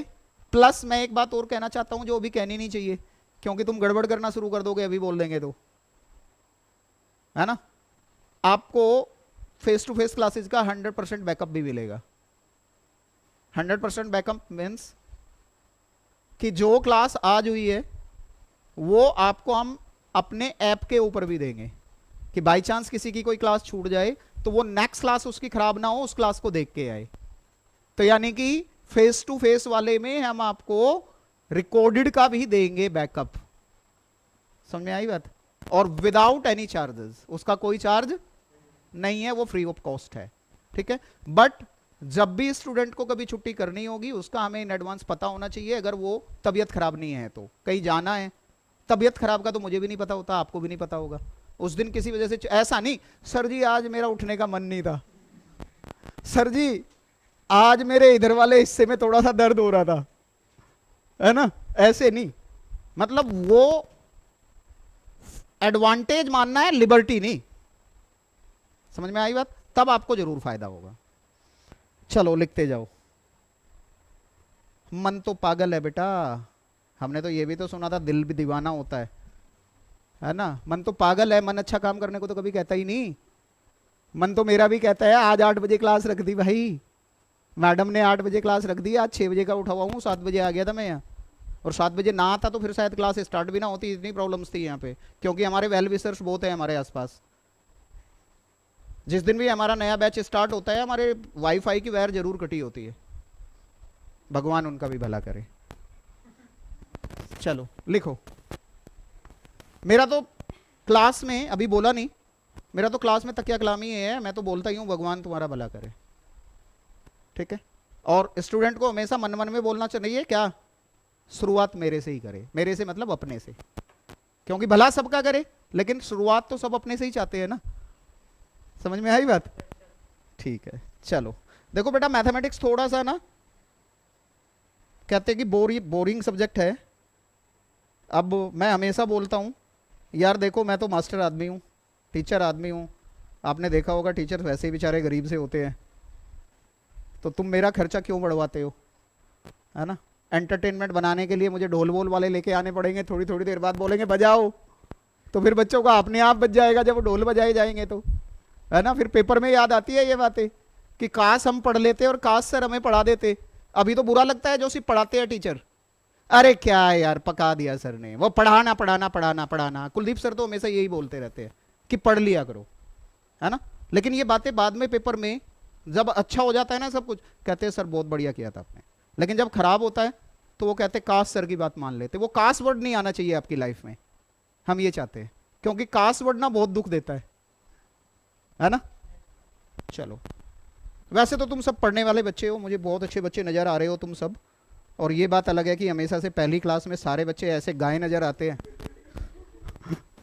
कि इनसे सीधे तो दुनिया में कोई दूसरे हो ही नहीं सकते, है ना। और पता नहीं कब वो गाए, बस मैं आगे नहीं बोलूंगा, तुम सब समझदार हो। चलो, हाँ बेटा, go by choice, go by choice. अच्छा, हाँ जी बेटा जी, मान के चलूं यहां तक समझ आ रहा है पक्का, हाँ या ना। यार ये इशारे मत कर भाई, इसी तरह की लैंग्वेज से बहुत पहले बाहर आ चुका हूं मैं, हाँ या ना वो लग रहा हो। चले आगे, आओ आओ बेटा, एक बात करते हैं। क्वेश्चंस आज तुम्हारे थोड़े से, आज तुम्हारे से कम कराऊंगा, नेक्स्ट क्लास में तुम्हारे से शुरू हो जाएगा। मेरा पढ़ाने का तरीका यही है, आज गृह कार्य कुछ भी नहीं दूंगा, पहली क्लास है, गृह कार्य बोले तो होमवर्क, ठीक है। नेक्स्ट क्लास से आपको होमवर्क मिलना स्टार्ट होगा, और अगली क्लास में आते ही पहले डाउट होंगे। मेरा तरीका ये है बेटा कि जो लास्ट क्लास में होमवर्क दिया पहले उसके डाउट डाउट करके ही आगे बढ़ेंगे, ठीक है। और जब आप साथ साथ काम करते रहोगे तो ज्यादा अच्छा रहेगा, ठीक है। कुछ नहीं करना, बहुत मारामारी नहीं करनी। सीए फाउंडेशन इतना मुश्किल नहीं होता है सर, सीए फाउंडेशन मुश्किल नहीं होता तो रिजल्ट इतना कम क्यों आता है, ये दिमाग में आएगी ना बात। तो आपको कभी भी फेलियर को तो देखना ही नहीं ना, आप खुद को हमेशा किस में देखो, आप तो खुद में देखो कि भैया हमें तो सक्सेसफुल होना है, हमें तो फर्स्ट अटेम्प्ट क्लियर करना है, तो बस उसके जैसे काम करते जाओ। और उसके जैसे काम करने का कुछ नहीं होता है, रोज का काम रोज करना है, बस ये आदत डालनी है, रोज का काम रोज, जितना पढ़ो उतना जाके पढ़ लो, बस इससे ज्यादा जरूरत नहीं है, मारामारी बहुत ज्यादा करने की जरूरत नहीं है। रोज का काम रोज करते जाओगे तो अपने आप आपके अंदर चेंज आना शुरू हो जाएगा, अपने आप सब कुछ हो जाता है। क्लास में पढ़ने से ही बच्चे पास हो जाते हैं, अगर उसने क्लास में ध्यान से पढ़ा है और थोड़ा बहुत होमवर्क करता रहा है, और लास्ट के एक मंथ में पेपर से 1.5 महीना पहले फोकस्ड हो गया है। सबसे मेन गेम होता है पेपर से 1.5 महीना पहले का, जिसने उस टाइम अपने को संभाल लिया समझो वो तो उसकी नैया पार, और जिसने उस टाइम अपने को डामाडोल कर लिया, डामाडोल इन द सेंस अरे यार पहला चैप्टर निकाला, ओहो ओहो ओहो, सब कुछ काला काला नजर आ रहा है, सब कुछ भाई काला काला ही तो नजर आएगा, ब्लैक एंड व्हाइट बुक है। लेकिन काला काला वो ये नहीं कहता काला काला ये समझ आ रहा है, वो कह रहा है मेरे दिमाग में काला काला नजर आ रहा है। तो फिर वो क्या करता है, ये चैप्टर तो समझ नहीं आ रहा, let's move to the next chapter. ओहो, इसमें तो दिन में तारे नजर आ गए, let's move to the next chapter. Move करते करते करते करते पता लगा आधे से ज्यादा बुक में तो मूव ही कर गया। फिर वो क्या करेगा, फिर वो अपने दोस्तों को फोन करेगा, क्या कर रहा है, कैसी पढ़ाई चल रही है। दोस्त तो तुम्हें पता ही है कैसे होते हैं, क्या बोलेगा वो, उसे पता है इसके हाल बुरे हैं, तो वो उसको ये तो कहेगा नहीं मेरा सब कुछ बढ़िया चल रहा है, ये भी नहीं आता, अच्छा ये चैप्टर अरे मुझे भी नहीं आता, मुझे भी नहीं आता। जिसको फोन करे वही ये कह रहा है मुझे भी नहीं आता। क्यों, सामने वालों को पता है ना कि इसने तो पढ़ाई की नहीं। अगर मैंने गलती से इसे ये कह दिया मुझे आता है तो ये कहेगा मुझे पढ़ा। अब भाई तुझे पढ़ाऊं या मैं खुद पढ़ूं। तो फिर जब उसको लगता है कि यार मैंने 5 बंदों को फोन किया और 5 के 5 की हालत मेरी जैसी है, चद्दर उठाई और सो गया, तो फिर ऐसे कहां बात बनेगी बेटा, नहीं बनेगी ना। तो हमेशा याद रखो, देखो कि दोस्ती रखो, रखनी चाहिए, दोस्त के बगैर दुनिया आगे नहीं चलती। लेकिन दोस्ती में हमेशा एक नियम बनाओ, मेरा था क्या, दोस्ती पक्की खर्चा अपना अपना। समझ में आई बात, दोस्ती पक्की खर्चा अपना अपना। खर्चा अपना अपना मतलब मैं इसको पढ़ाई से जोड़ रहा हूं भाई, जितना मैं पढ़ूंगा वो मेरा है, जितना तू पढ़ेगा वो तेरा है। अगर तू भी पढ़ रहा है और मैं भी पढ़ रहा हूं तो जो मेरा है वो तेरा है, जो तेरा है वो मेरा है। अगर तुम पढ़ रहे हो और वो भी पढ़ रहा है तो, क्योंकि तुम दोनों एक दूसरे की हेल्प कर सकते हो सकता है उसको कोई चीज समझ ना आई हो लेकिन तुम्हें आ रही हो तो तुम उसे समझा दोगे। हो सकता है तुम्हें समझ नहीं आई, उसे आ रही थी, वो तुम्हें समझा देगा। लेकिन अगर एक ऐसा बच्चा है जिसे कुछ भी समझ नहीं आ रहा तो भाई उसके साथ जो तेरा है वो मेरा है, जो मेरा है वो तेरा है करने से फायदा क्या है? वो तो बोलेगा जो दे सकता है दे दे, तू पढ़ या ना पढ़ मुझे कुछ बता दे। तो अपना टाइम क्यों वेस्ट करते हो? ज्ञान बांटने से बढ़ता है, लेकिन ऐसी जगह बांटो ना जिसको कुछ पहले से आता हो। समझ में आई बात? तो ये पहली क्लास की बात नहीं होती, वैसे जस्ट माहौल को हल्का सा बनाने के लिए बोला है मैंने, ठीक है? तो आप ऐसा मत करना कि लास्ट में वो काले काले अक्षर नजर आए दिमाग के ऊपर। रेगुलर पढ़ाई करते जाओगे तो बहुत बढ़िया रहेगा। और वो कॉपी इतनी कमाल की होती है, जो बनाता है ना वो बाद में कुछ बोले या ना बोले मेरे को थैंक यू जरूर बोलता है, सर आपने बहुत बढ़िया बात बताई थी पहली क्लास में। नहीं तो लास्ट में बच्चे क्या बोलते हैं, कहते हैं सर इतने शॉर्टकट हो गए, अब इनको शॉर्टकट को लर्न करने की कोई शॉर्टकट ट्रिक बता दो। तो मैं फिर उन्हें हमेशा एक बात बोलता हूं कि बेटा ये तो पहली क्लास में बताई थी मैंने। अरे सर मुझे तो लास्ट क्लास का याद नहीं है, पहली क्लास का कहां याद होगा? फिर बच्चे कुछ क्या कहते हैं, सर वो कॉपी का जुगाड़ करवा दो, आपके तो बहुत सारे जुगाड़ है। तो मैं कहता हूं भाई वो तेरे बराबर में बैठता था, वो तेरे पीछे बैठता था, वो तेरे आगे बैठता था, वो तेरे दोस्त कहां गए, है ना? तो देखो शुरुआत में तो क्या होता है, क्या कहते हैं, तेरे जैसा यार कहां, है ना? कहां ऐसा यार आना। लेकिन जब पेपर आ जाते हैं करीब, फिर ये सैड सॉन्ग में करीब कन्वर्ट हो जाता है, दोस्त दोस्त ना रहा, है ना? तो ऐसे नहीं होता है, ठीक है? तो रेगुलर पढ़ाई करते जाओ, और अगर कॉपी बनाओगे तो संभाल के भी रखना। नहीं तो कुछ बच्चे इतने उस्ताद होते हैं वो सिर्फ ये देखते हैं कॉपी कौन सबसे बढ़िया बना रहा है और उसको उड़ा भी देते हैं। बच्चे कहते हैं, कई मेरे पास आते हैं, सर मेरी कॉपी खो गई। मैंने कहा यार तूने तो बहुत अच्छी बनाई थी। मैंने कहा ध्यान भी तो रखना था ना, तो अपनी कॉपी को संभाल के भी रखना, बनाओगे तो लास्ट में बहुत काम आने वाली है, ठीक है? आओ चले, कौन से पॉइंट पे आ गए बेटा हम? फोर्थ। 3 पॉइंट हो गए। अच्छा, 5वां मुझे याद नहीं रहा बातों बातों में। आओ देखो, अगर बातों बातों में मैं पॉइंट भूल गया तो अगर तुम आपस में बात कर रहे होगे तो तुम तो भूलोगे ही पक्का। इधर आओ बेटा, एक बात बताओ, अगर क्वेश्चन में कहा है a/2 b/3 c/4, ये गिवन है, और मैं आपसे कहूं कि फाइंड करो a/b/c, तो देखो एक तो वही है k मेथड। तो अगर मैं k मेथड लगाऊंगा तो क्या बनेगा? a की 2k, b की, c की 4k, c की 4k। अब अगर मैं रेशो निकालूंगा 2k, तो k कैंसिल आउट हो जाएगा, कितना आया? 2:3:4। अच्छा, बट अगर मैं इसको डायरेक्टली कर दूं,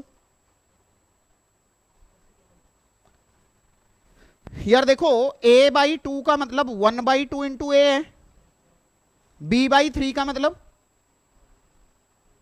1/3 इंटू बी है, और c/4 का मतलब 1/4 इंटू।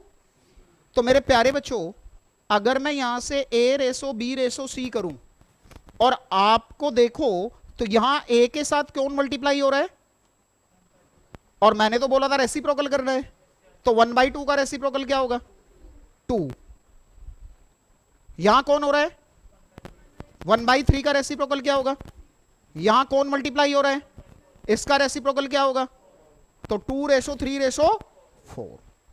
अच्छा, अगर मैं यहीं पे तुम्हें क्वेश्चन में कह देता कि फाइंड करो a+b+c/c, बहुत बार पेपर में क्वेश्चन आता है इतना इजी सा, सेम बात दी है, ये पूछा है, तो क्या करोगे बेटा अगर डिवीजन में है? अभी भी क्या करना है? 2k, 3k, 4k, अपॉन में 4k, क्या हुआ 2 और 3 5 और 4 9, 9k अपॉन k से k कट गया 9 बाई। अच्छा फिर k नहीं भी लेता तो अगर मैं सिंपल क्या करता, a के नीचे क्या लिखा है प्यारे बच्चों 2, तो इसका मतलब a की वैल्यू 2, जो उसके नीचे है वही क्या ले लेंगे उसकी वैल्यू, b की वैल्यू कितनी, c की वैल्यू कितनी। तो अगर मैं डायरेक्टली यही वैल्यू डाल दूं 2 + 3 + 4 अपॉन 4 तो भी तो आंसर वही आएगा। तो अब मुझे ये बताओ क्या k लेना जरूरी है, किस किस को समझ आ रही है यहां तक की बात, किसी बच्चे को कोई दिक्कत, पक्का ठीक है। आओ जी लिखो इसको,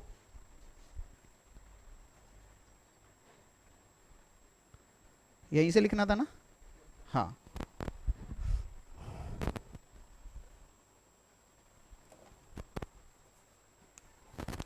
आज बस गड़बड़ हो गई कि आज हमारी लाइव नहीं हो पाई क्लास, क्योंकि लाइव बच्चे भी थे, कुछ टेक्निकल इशू आ गया, पर चलो कोई नहीं, रिकॉर्ड कर रहे हैं, रिकॉर्डेड डालेंगे।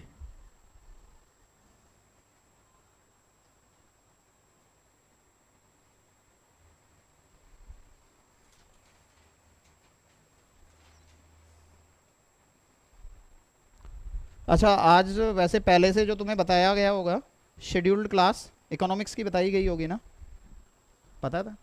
हाँ तो आज हमें थोड़ा सा इकोनॉमिक्स वाले सर के साथ इशू आ गया, एक्चुअली उनके फादर एक्सपायर हो गए हैं, तो फिर हमने वो चेंज किया, मैंने कहा क्लास तो होनी है तो मैं लेता हूँ आज, है ना। तो उनकी क्लासेस थोड़ा सा रुक के होगी, 2-3 दिन के बाद स्टार्ट, है ना।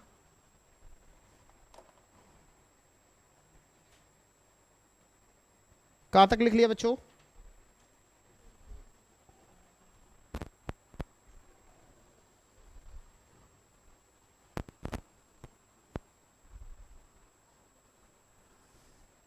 अच्छा वैसे एक बात बताओ, बातों बातों में मैं बात कर, तुम लिखते जाओ पूछता जाता हूँ, किस किस के दिमाग में ये बात आई थी कि यार 10 से बैच क्यों शुरू कर रहे हैं, ईमानदारी से।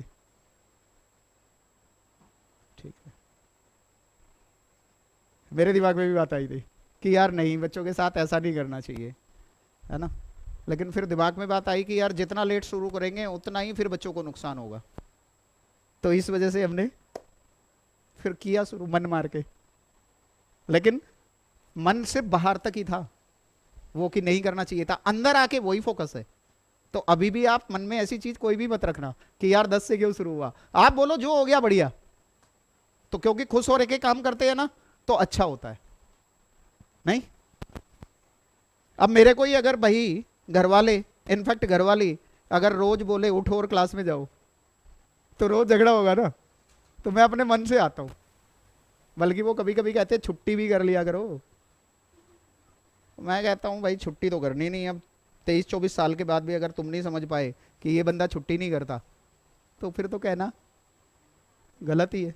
तो मेरी क्लास की छुट्टी की एक्सपेक्टेशन तुम बहुत कम रखना, मैं तो दूसरों से उधार मांग लेता हूँ कि भाई अपनी क्लास दे दो मैं ले लूंगा, आज भी तो दूसरे की क्लास ले रहा हूँ नहीं, और मुझे तो हमेशा ही पाओगे यहाँ, मैं और कहीं नहीं जाने वाला, मैं यहीं रहता हूँ। ठीक है, मैंने लक्ष्मी नगर भी इस बार मना कर दिया कि मैं नहीं आ रहा, मैं यहीं बैठूंगा। ठीक है, तो मान के चलो आज से तुम सब जिम्मेवारी हर तरह से मेरी हो, यहाँ कहीं भी कोई दिक्कत नहीं होगी, मैथ्स में छोड़ो बाकी सब्जेक्ट में भी, मेरे को अकाउंट्स भी बहुत बढ़िया आता है। क्या करते हैं अकाउंट्स में, बस वो मुझे आज तक एक बात समझ आई है कि उसमें लाइनें खींचते हैं। एक्चुअल में जब मैंने एडमिशन लिया था 11वीं क्लास में, तो सबसे पहले मैं अकाउंट्स की क्लास में ही गया था, तो मैं थोड़ा सा लेट हो गया था 5 मिनट, तो मैं गया तो बोर्ड भरा हुआ है पूरा, मैंने एक बच्चे से पूछा भाई क्या हो रहा है, उन्होंने कहा सर क्वेश्चन लिख रहे हैं।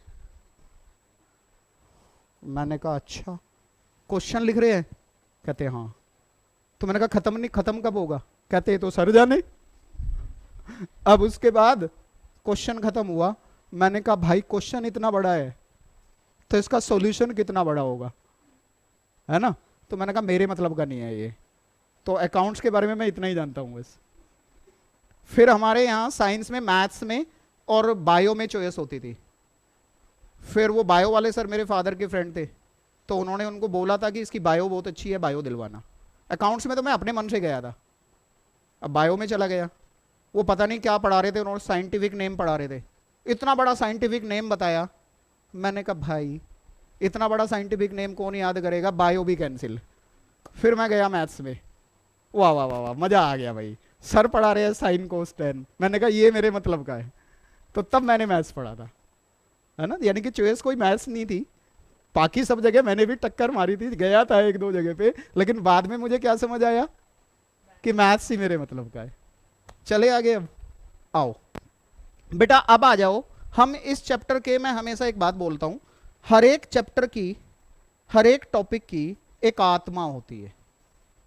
आत्मा बोले तो उस चैप्टर के मैक्सिमम कॉन्सेप्ट में वो कहीं से भी आएगा और अटक जाएगा आके कि भाई ऐसे कर इसको, यानी कि मैक्सिमम कॉन्सेप्ट में वो यूज होता है ना। हर टॉपिक में ऐसा एक मिलेगा कि उसके मैक्सिमम क्वेश्चन उसी से हो रहे हैं, तो आपको आत्मा को पकड़ के रखना है, उसको भटकने नहीं देना, ठीक है। तो सबसे इंपॉर्टेंट कॉन्सेप्ट पे आ रहे हैं। अब थोड़ी देर जरा फोकस बढ़ाओगे, मैं भी बातें नहीं करूंगा, आपको लग रहा होगा मैथ्स वाले सर तो बहुत बातूनी हैं, आज और लास्ट बात है बस मेरी ये, मैं बातें बहुत कम करूंगा, आगे आप बोला करोगे मुझे कि सर कभी कभी बातें भी कर लिया करो। आओ पॉइंट नंबर 6, क्योंकि बातें करूंगा तो मेरा सिलेबस खत्म नहीं होगा, इतना ज्यादा है, और खासकर मेरी आदत है कि मैं कॉन्सेप्ट नहीं कराता, सिर्फ मैं आपको मैक्सिमम क्वेश्चन करा के भेजूंगा, क्लास में ही होंगे मैक्सिमम, और उसके कुछ होमवर्क मिलेंगे तो उसी से रिलेटेड, कुछ भी नहीं छोड़ूंगा, आपके पेपर तक बता दूंगा मैं, बड़ा ही मत समझना, क्योंकि मैं 26 साल से पढ़ा रहा हूं, मुझे पता है कि पेपर कैसे आते हैं, और मैं पेपर सेटर भी रहा हूं वहां पे, ठीक है। तो सारा कुछ पता है पेपर किस तरह से बनते हैं, कैसे आते हैं, तो जो मैं बोल दूं ना ये इंपॉर्टेंट है, तो पत्थर की लकीर है जी, कुछ भी हो जाए उस कॉन्सेप्ट पे क्वेश्चन बनना ही बनना है, वो फिर आपके ऊपर है, ठीक है।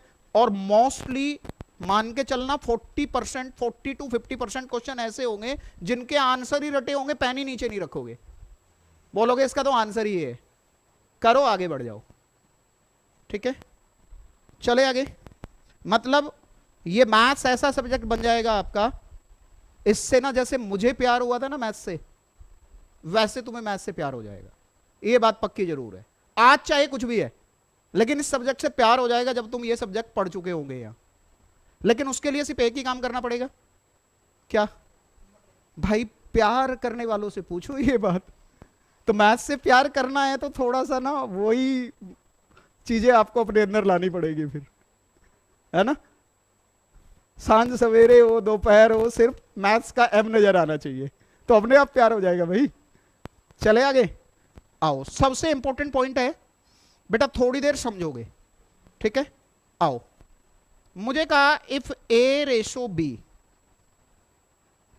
बी रेशो सी, ये दो बातें, एक और लिख लेता हूं, सी रेशो डी गिवन है। मैंने कहा सपोज ये 2:3 है, चलो बुक का ही कोई क्वेश्चन लिख देता हूं, ज्यादा अच्छा रहेगा।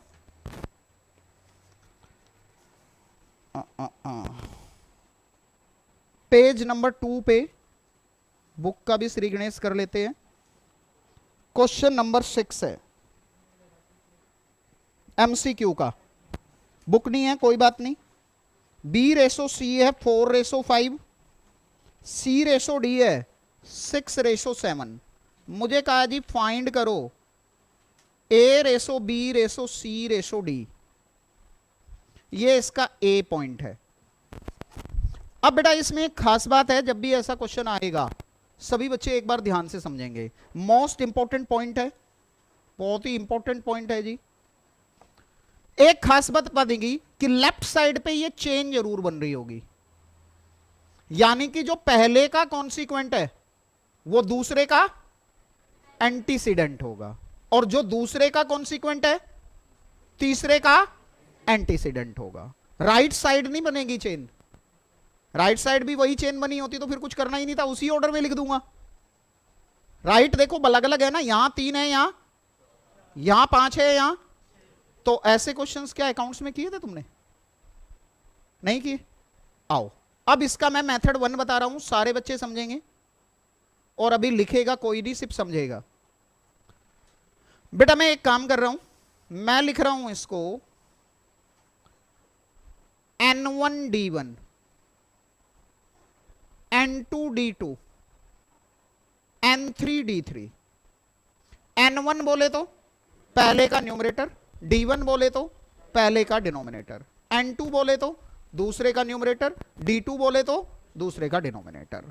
अब इसका एक जुगाड़ है, शॉर्टकट। क्या है जी? शॉर्टकट। क्या करना है बेटा जी, जब भी ऐसा क्वेश्चन आए आप सिंपल एक काम करोगे, लिखो मत अभी सिर्फ समझो, ठीक है? आज पहली क्लास है, पहली क्लास में तो काफी सारे टीचर तो सिर्फ इंट्रो में निकाल देते हैं, मैं तो पढ़ा ही रहा हूं, ठीक है? क्योंकि पढ़ाना भी चाहिए। तो अब ध्यान से समझेंगे, ज्यादा तो मैं पढ़ाता ही नहीं हूं कभी भी, आज भी नहीं पढ़ाऊंगा, ठीक है? क्या करना है, शॉर्टकट क्या है बेटा? सबसे पहले तीनों के न्यूमरेटर गुणा कर देंगे, हमेशा तीनों के न्यूमरेटर गुणा कर देंगे। नेक्स्ट स्टेप क्या होगा मेरे प्यारे बच्चों? जो ये पहला न्यूमरेटर है सिर्फ इसको हटा देंगे और इसकी जगह पे डिनोमिनेटर डाल देंगे, बाकी दो एज इट इज रहेंगे। अब अगले स्टेप में क्या करेंगे? अब इसको भी हटा देंगे, एक एक स्टेप पे एक एक न्यूमरेटर हटाना है और उसकी जगह पे किसको बैठाना है? डिनोमिनेटर को। क्या आएगा मेरे प्यारे बच्चों? बोलो यार, मन मन में बोलो। मैंने मन मन में बोलना शुरू कर दिया तो तुम दिक्कत में आ जाओगे। आवाज आनी चाहिए, कम से कम मेरे तक तो पहुंचे। आगे D1 D2 D3। अब वैल्यू डालते जाओ बेटा। पहले का न्यूमरेटर क्या है मेरे प्यारे बच्चों? 2, दूसरे का 4, तीसरे का, आगे चलो, पहले का क्या है? डिनोमिनेटर 3, न्यूमरेटर 4, 6, फिर पहले का डिनोमिनेटर 3, फिर 5, फिर क्या लिखूं? 6, फिर क्या लिखूं? 3, 5। इतना समझ आ रहा है? अब या तो मैं पहले इसमें सब में गुणा कर लूं या फिर देख लूं कि कुछ कट रहा है क्या। आप देखो, ये 3 है, यहां भी है 3, यहां भी है 3 और इस 6 में भी तो 3 है। तो अगर मैं इस 3 से पहले से ही काट दूं तो फिर मेरे लिए थोड़ा सा आसान हो जाएगा या नहीं? बोलो हां या ना। बेटा 3 सब में है क्या? तो जोर से बोलो ना हां। अरे बोलो ना हां। ठीक है, भगवान तुम्हारा भला करे। आओ जी, कितना हुआ मेरे प्यारे बच्चों? 2 4 जा 8, 3 जा, और भी कट सकता है क्या कुछ? चलो 24। यहां कितना? कुछ गलती हो रही है, कुछ गलती हो रही है। 2 आएगा ना, 16 आएगा। देखो बेटा जी, मैथ्स कहता है क्या? लिख के करो, क्योंकि प्रैक्टिस अगर होगी हाथ रुक जाएगा। जब आप पढ़ते हो ना और प्रैक्टिस अच्छी है तो हाथ तब तक नहीं रुकता जब तक गलती के चांस नहीं है, और जब हाथ रुका दैट मीन्स आपको बहुत ध्यान से करना है, वहां गलती हो सकती है। कितना हुआ बेटा? 2 चौका 8 दूनी, और यहां कितना? यहां कितना? यहां कितना? ये आंसर है। किस किस को समझ आई जी कहानी? सबको समझ आया? कितने भी, अगर 4 को भी निकालना है तो भी ऐसे ही निकलेगा। किससे शुरुआत होती है प्यारे बच्चों? न्यूमरेटर न्यूमरेटर न्यूमरेटर से शुरुआत होती है, खत्म कहां होता है? डिनोमिनेटर डिनोमिनेटर डिनोमिनेटर पे। और हर स्टेप पे क्या करते हैं? एक न्यूमरेटर हटा के उसकी जगह पे एक डिनोमिनेटर डालते जाते हैं। सबको समझ आई कहानी? ठीक है, लिखो एक बार।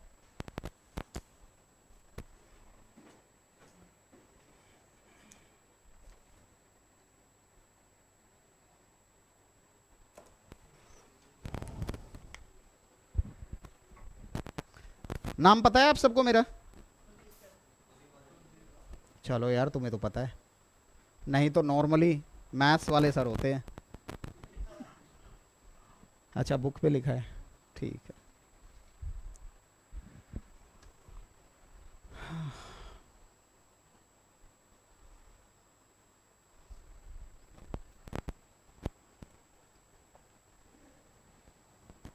पानी की बोतल लेके आते हो आप? वैसे तो होता है, लेकिन पानी की बोतल लेके आया करो, बड़ी कमाल की चीज़ होता है पानी। क्यों? कई बार अगर क्लास में हमें सुस्ती आ रही है तो ये बहुत कमाल का काम करता है। आप सिर्फ पानी का सिप लोगे, सुस्ती सब गायब। ठीक है, तो बहुत बढ़िया होता है। तो पानी रखा करो साथ में।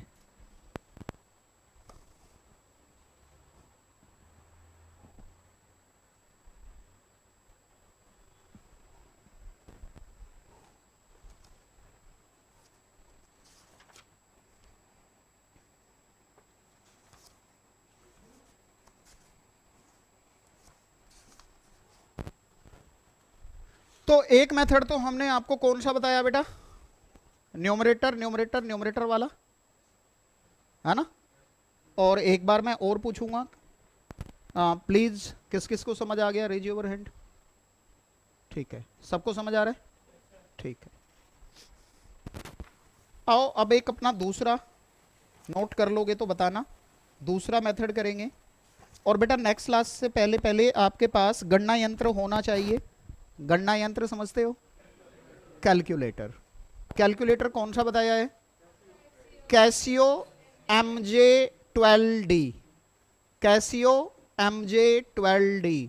एक सेम 120D आता है, वो नहीं लेना। सेम दिखाई देगा, बस एक जीरो का फर्क होगा, वो नहीं लेना। कौन सा लेना है?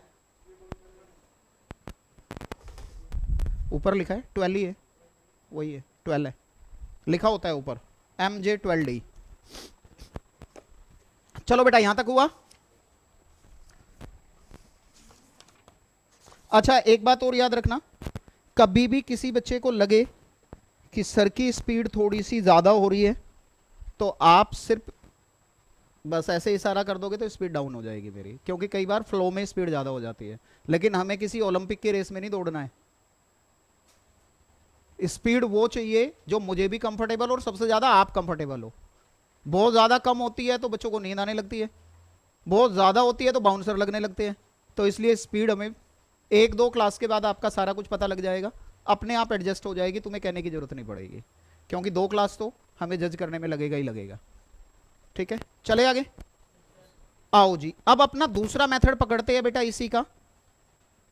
GBCB तो किया जा सकता है। आओ जी, क्या क्या कहा था बेटा एक बार? A/B 2/3 था, B/C 4/5 था, और C/D कितना था बेटा? 6/7। आओ जी मेरे प्यारे बच्चों, हम बात करते हैं जरा ऑप्शंस की। पहली ऑप्शन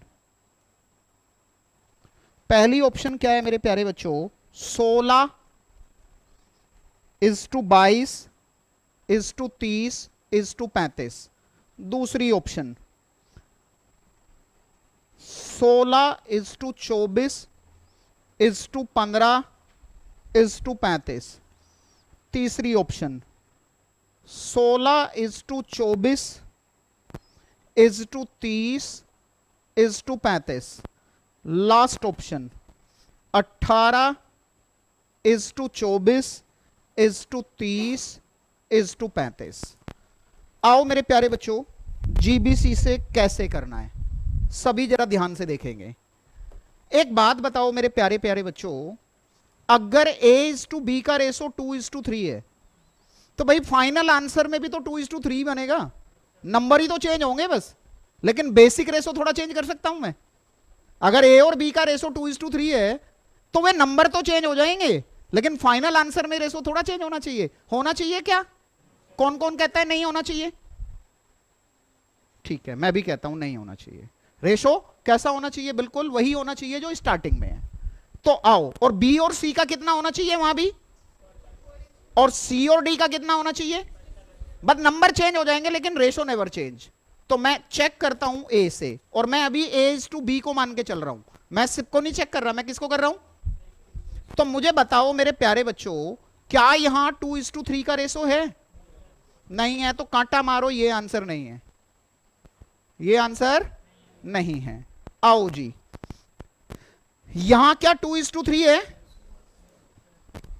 यहां क्या 2:3 है? लेकिन क्या यहां 2:3 है? तो डी भी नहीं है। तो दो आंसर कंफर्म हो गए। कौन कौन नहीं है? कुछ भी हो जाए, ए और डी तो नहीं है। अब कौन कौन से? बी और सी। अब बी और सी में ये तो ठीक है, दोनों जगह 2:3 है। अब मुझे चेक करना पड़ेगा कि फिर उन दोनों में बी और सी का 4:5 कहां है। तो बताओ, क्या बी में इन दोनों का 4:5 बन रहा है? नहीं बन रहा। कैसे? ये बन रहा है क्या 4:5? कैसे बन रहा है? 6 से कट रहा है ना बेटा। 24:30 को 6 से काटूंगा तो 4:2। तो क्या मेरे प्यारे बच्चों बी आंसर हो सकता है? कौन हुआ फिर? सी। किस किस को समझ आई ये कहानी? झूठी यहां कोई मत भरना। हाँ जी बेटा, दिक्कत आ रही है कहीं? सबके हाथ ऊपर है ना? ऐसा तो नहीं किसी का हाथ ऊपर ना हो और मैं चूक गया हूं? पक्का? तो जीबीसी क्या कहता है बेटा? जीबीसी कहता है क्या कि जब भी ऐसा क्वेश्चन आता है हम जीबीसी कर सकते हैं। और न्यूमरेटर वाला तो मेथड है ही, क्योंकि जीबीसी हमेशा काम नहीं करेगा। जीबीसी काम सिर्फ तब करेगा जब रेशो पूछा है। लेकिन अगर मुझे ऐसे कह देते कि कुछ बंदे हैं उनको 3600 रुपए 3600 डिवाइड करने हैं, ए और बी का रेशो ये, बी और सी का रेशो ये, सी और डी का रेशो ये, तो बताओ ए को कितना मिलेगा? तो वहां तो पैसे निकालने हैं, वहां तो जीबीसी काम ही नहीं करेगा। वहां तो पहले तुम्हें उन चारों का रेशो मालूम होना चाहिए, तभी तो बांटोगे। तो जीबीसी हमेशा काम नहीं करेगा। जीबीसी कब काम करेगा? जब रेशो ही पूछा हो। लेकिन अगर उसके बेस पे कुछ और पूछ ले, हम लेटर ऑन क्लास में डिस्कस करेंगे ये चीज, तो तब जीबीसी काम नहीं करने वाला। लेकिन वो न्यूमरेटर वाला हमेशा करेगा। बेटा मुझे ये बताओ, ये दो मेथड किस किस को समझ आए? एक बार और पूछ रहा हूं जस्ट फॉर कंफर्मेशन। सबका क्लियर? तो बोलो ना हाँ। मेरे तक तो आए, मेरे तक आवाज तो आ नहीं रही तुम्हारी। मतलब सबसे बड़ा कल्प्रिट मैं ही हूं, मैंने पहली क्लास ली है, मुझे जवाब नहीं दोगे? दो, चलो ठीक है, कोई बात नहीं, धीरे धीरे समझोगे। सर मैंने तो बोल दिया, मैं क्यों बोलूं, मुझे तो समझ आ रहा है। मैं तो नहीं बोलता, अब कर लो, मेरा क्या करोगे, है ना? आओ एक मेथड और पकड़ते हैं, ठीक है? एक मेथड और बताते हैं। हो सकता है आपको तीसरा मेथड सबसे ज्यादा पसंद आ जाए, हो सकता है पहला मेथड पसंद आ जाए, है ना? तो एक मेथड हल्का सा और करके देखते हैं। Let's try method third. क्योंकि भैया आत्मा है, भटकने लगी तो पकड़ना तो पड़ेगा। अब क्या पता कौन सा मेथड याद आ जाए, है ना? क्या क्या था क्वेश्चन में? ए रेसो बी कितना था? बी रेसो सी कितना था? 4:5। सी रेसो डी कितना था? 6:7। ठीक है। अब आओ जी, मैं कहता हूं कि मुझे इन चारों का रेशो चाहिए। देखते हैं बेटा ट्राई करके। तो अभी मैंने एक बात बताई थी, कैसे निकलता है जी? न्यूमरेटर न्यूमरेटर न्यूमरेटर, और लास्ट में क्या होता था?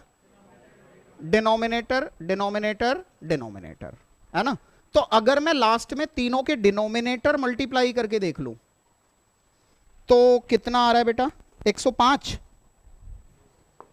कितना आ रहा है? देखो, अगर मैं तीन जस्ट देख रहा हूं लास्ट वाला, कि लास्ट की प्रोडक्ट करके देख रहा हूं मैं कि लास्ट वाला क्या आएगा, बाकी के बारे में नहीं सोच रहा। मैंने सिर्फ कहा कि चलो लास्ट वाले को देखते हैं, या मैं सिर्फ सबसे पहले वाले को देखता हूं, किसी एक को देखना चाह रहा हूं, लेकिन शुरुआत लास्ट से करोगे तो बेटर है। तो 105 आएगा, हाँ या ना? अच्छा, अब बेटा मैं इस रेशो में चाहता हूं कि यहां 105 आ जाए। तो 105 कब आएगा? जब इससे 15 से गुणा करूं। किससे गुणा करूं? 15 से। किस किस को बात समझ आई है? तो अगर मैं इसको 15 से गुणा करता हूं तो 90:, समझ में आ रही है बात? अब बेटा देखो, जब मैं ये निकालूंगा तो अगर यहां 90:105 आया है तो फिर यहां वाले पे 90 होना चाहिए, तभी तो मैं उसको क्लब करूंगा। मैंने क्या बताया था? मैंने एक बात बताई थी, अगर आपको ए रेसो बी रेसो सी दिया है तो अगर मुझे उसे ऑर्डर में लिखना है तो कैसे लिखना पड़ेगा? A:B:C दिया है, अगर मैं तुम्हें कहता हूं A:B बताओ, तो तुम क्या करोगे? जो ऑर्डर दिया था उसी ऑर्डर में लिखोगे ना। तो उस ऑर्डर को मेंटेन रखना पड़ेगा ना, कि जहां पे ये शुरू हुआ वहां पे पिछले वाला खत्म होना चाहिए। किस किस को ये बात समझ आई? क्या सबका हाथ ऊपर है? हाँ सभी का है। तो बेटा यहां 90 कब आएगा? जब मैं 18 से गुणा करूं। तो अगर मैंने 18 से गुणा किया तो 72 इज टू कितना? 90। अच्छा, अब बेटा नेक्स्ट में क्या होना चाहिए? अब अगर यहां 72 है तो वो 72 पे खत्म होना चाहिए। तो इसको किससे गुणा करूं? किससे करूं? 24 से। तो कितना हो गया? 48 इज टू। अब देखना जो इधर चेन थी वो इधर भी बन रही है क्या? तो अब अगर इधर भी बन रही है तो क्या होना चाहिए? 48 is to 72 is to 90 is to 105। अब ये 3 से कट जाएगा शायद। 3 से तो नहीं कटेगा। 3 से कट तो रहा है। तो 3 से कट रहा है तो यहां कितना आया? 16। यहां कितना आया? यहां कितना आया? यहां कितना आया? क्या फाइनल आंसर यही था? अब यहां थोड़े बड़े नंबर सोचने पड़ रहे हैं क्योंकि बड़े मल्टीपल आ रहे हैं, लेकिन कई बार क्वेश्चन ऐसा होगा कि बहुत छोटे छोटे मल्टीपल होंगे। तो अब ये बताओ कि ये बेटर या न्यूमरेटर न्यूमरेटर वाला बेटर? इसमें सोचना पड़ रहा है ना, उसमें कुछ भी नहीं सोचना, उसमें एक ऑर्डर में चलते जाना है। तो बेटा बेस्ट मेथड कौन सा? देखो बेस्ट तो जीबीसी है, लेकिन हर बार जीबीसी काम नहीं करेगा ना। ठीक है, फिर मैंने ये क्यों बता दिया तुम्हें? ये इसलिए बता दिया क्योंकि कई बार बच्चे भी ये चीज बोलते हैं कि सर ऐसे भी तो कर सकते हैं, है ना। तो हमें पता है कि नेक्स्ट स्टेप में बच्चा क्या बोलने वाला है, उसका दिमाग हमें पढ़ना आता है। 26 साल से हम यही तो कर रहे हैं। तो हम चाहते हैं कि क्रॉस क्वेश्चन की जगह ही ना छोड़े। भैया यही तो फायदा होता है, नाव चलानी सबको आती है, नाव चलानी सबको आती है। वो पुराने वाली सबको चप्पू ही तो मारने दे, लेकिन पार कौन ले जाता है? जो नाव चलाने वाला अच्छा हो, एक्सपीरियंस्ड हो, है ना, वो पार लेके जाता है। तुम बस उसको फॉलो करते रहो, पार तो वो लगा ही देगा तुम्हें, है ना। और जो नाव चलाने वाला अच्छा नहीं है भाई, पक्का डुबाएगा ही डुबाएगा, चाहे कुछ भी हो जाए। शुरुआत में 2-4 दिन मजे जरूर करा देगा, क्योंकि कई को नाचना आता है, कई को गाना आता है, और बच्चे शुरू में तो वो पसंद करते हैं, लेकिन फिर लास्ट में जाके क्या होता है? अल्टीमेटली पेपर में तो नॉलेज को उड़ेलना होता है। ये इंडियन सिस्टम ही ऐसा है, तो क्या करे। समझ में आई बात बेटा? ये किस किस को समझ आया? सबको बढ़िया समझ में आ रहा है। लेकिन सबसे बढ़िया मेथड कौन सा? न्यूमरेटर न्यूमरेटर वाला। उसमें कभी कोई गलती हो सकती है? 4 को भी अगर मुझे ज्वाइन करना है तो भी कर दोगे? ठीक है, लिख लो बेटा। अब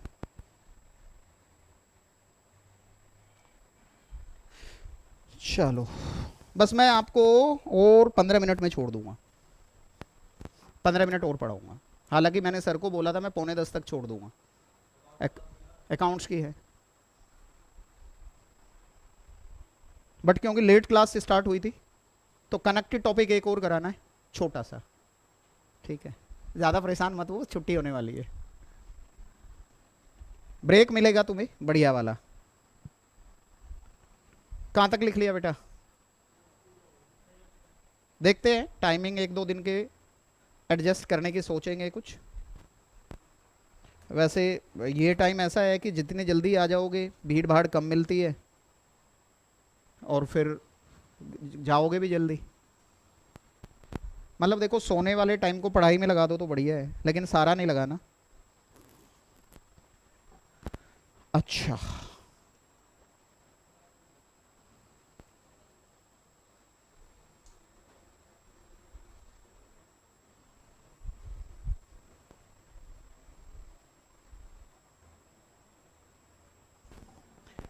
ये कॉन्सेप्ट भी सबको समझ आ गया ना कि कैसे शुरू करना है? अगर मैं इससे करता हूं मेथड 3 से, लेकिन हल्का सा सोचना पड़ रहा है, तो मेथड ऐसा पकड़ो जिसमें सोचना ना पड़े, वो आपके लिए बेटर है।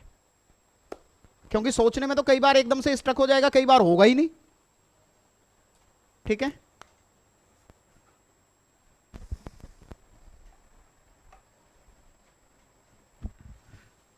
सिंपल सी एक बात है भाई, सोना सबको अच्छा लगता है, सोना सबको अच्छा लगता है। कौन सा सोना? चाहे स्लीपिंग वाला हो, चाहे गोल्ड वाला हो, सोना सबको अच्छा लगता है ना। लेकिन कभी सोना बनते हुए देखा है तुमने? नहीं देखा तो कभी जाना सुनार की दुकान पे, ज्वेलर की दुकान पे, और वहां पे देखना सोना बनने के लिए तपना पड़ता है। सोने को कितना तपाते हैं वो आग के अंदर। तो सोना बनना है तो तपना तो पड़ेगा, नहीं तो पीतल से काम चलाना पड़ेगा। अब पीतल तो कोई नहीं चाहता, चाहते हो? नहीं चाहते, तो तपो थोड़ा बहुत। और तपना तो बाहर वैसे भी पड़ रहा है, इतना टेम्परेचर हो रहा है। आओ बेटा, अब मैं इसी के बी पॉइंट पे आता हूं, आ जाओ। इसी का बी पॉइंट है मेरे प्यारे बच्चों। मुझे क्वेश्चन में कहा है ए रेसो बी दिया है, बी रेसो सी दिया है, सी रेसो डी दिया है। प्यारे बच्चों ए रेसो बी कितना है? बी रेसो सी कितना है? ये कितना है? आओ जी, आपको कहेंगे कि फाइंड करो ए रेसो डी। आपको कहा आप सिर्फ ए रेसो डी बताओ, तो आप कहोगे सर जी ये मुश्किल थोड़ा है हमारे लिए। अरे सर अभी तो आपने हमें सिखाया कि ये 24 और 16 है, 16 रेसो 24 रेसो 30 और रेसो 35 है। और सर अगर ये मुझे दे दिया, अब निकाल लिया, तो ए और डी का रेशो तो 16:35 हो जाएगा या नहीं? लेकिन ये पता किस तरह से हो रहा है? अगर आपको इस क्वेश्चन में ये पूछा ना A:D और आप ऐसे कर रहे हो, तो ऐसे करने का मतलब पता तुम क्या कर रहे हो? तुम कह रहे हो मुझे दिल्ली से कोलकाता जाना है, ठीक है, एक आसान तरीका है मैं दिल्ली से कोलकाता की फ्लाइट पकड़ूं। लेकिन आप कहते हैं ना, मेरे पास ना टाइम की कमी है ना पैसे की कमी है, मैं पहले दिल्ली से मुंबई जाऊंगा और दिल्ली से मुंबई जाके वहां से कनेक्टेड फ्लाइट पकड़ूंगा और कोई काम नहीं करूंगा। दिल्ली से मुंबई, मुंबई एयरपोर्ट पे उतरा और वहां से फ्लाइट ली कोलकाता की और कोलकाता जाऊंगा। गए तो कोलकाता ही, लेकिन एक में टाइम भी ज्यादा लगा रहे हो, एनर्जी ज्यादा लगा रहे हो, पैसा ज्यादा लगा रहे हो। तो यहां चलो, यहां तो पैसा लगता नहीं है ना। मैं तो कभी पैसे को हाथ नहीं लगाता, मैम लेती है पैसे तो तुम्हारे से, वही लेगी। आगे चले अब। तो मैं बात करता हूं कि कभी भी ऐसा क्वेश्चन आए तो ऐसे मत करना मेरे प्यारे बच्चों। अब जरा एक बात देखो ध्यान से बेटा, जो यहां पे डिनोमिनेटर है क्या यहां पे न्यूमरेटर है? जो यहां पे डिनोमिनेटर है क्या यहां पे न्यूमरेटर है? तो अगर मैं एक काम करूं कि इनकी गुणा कर दूं, तो हो क्या रहा है मेरे प्यारे बच्चों? बी से बी कटा, सी से बचा क्या? A/D, और A/D का मतलब A:D, और यहां वैल्यू डालूंगा तो 2/3, 4/5, 6/, अब क्या क्या कट रहा है? 3 2 जा कितना आ गया? 16/35। आंसर आया क्या? 16:35। लेकिन मुझे एक बात बताओ, इसमें टाइम और एनर्जी उतनी लग रही है या कम लग रही है? कम लग रही है ना। तो अगर कभी ऐसे पूछे तो क्या करना है? सारा क्वेश्चन सोल्व मत करो, वो तभी करो जब चारों का रेशो पूछा है। अगर आपसे 2 का ही पूछा तो पूछेंगे फर्स्ट और लास्ट का। अब जरा मुझे एक बात बताओ, मैं आपकी नॉलेज हल्की सी चेक करता हूं।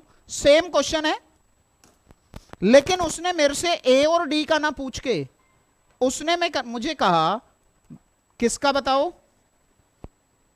बी और डी का बताओ। तो अब तुम क्या करोगे?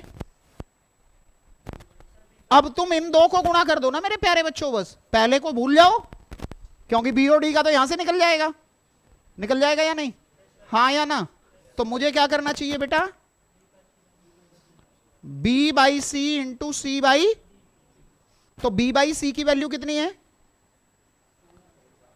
4:5। 24/35 ही आ रहा है क्या प्यारे बच्चों? 24/35 ही आया क्या? ये रहा देखो 24/, समझ में आई कहानी? किस किस को समझ आया? ठीक है, गुड, शाबाश, भगवान तुम्हारा भला करे। कहां से लिखना है? मेथड 3 से लिख लो। ठीक है, पहले मैंने सोचा था एक कॉन्सेप्ट और कराऊंगा, लेकिन अब मेरा दिमाग कह रहा है कॉन्सेप्ट नहीं कराना, एक क्वेश्चन कराना है बस। ठीक है, उसके बाद आपकी मेरी तरफ से आज की क्लास ओवर होने वाली है। ठीक है, एक पॉइंट और बताऊंगा बस कनेक्टेड। ये लिख लिया था क्या? आओ,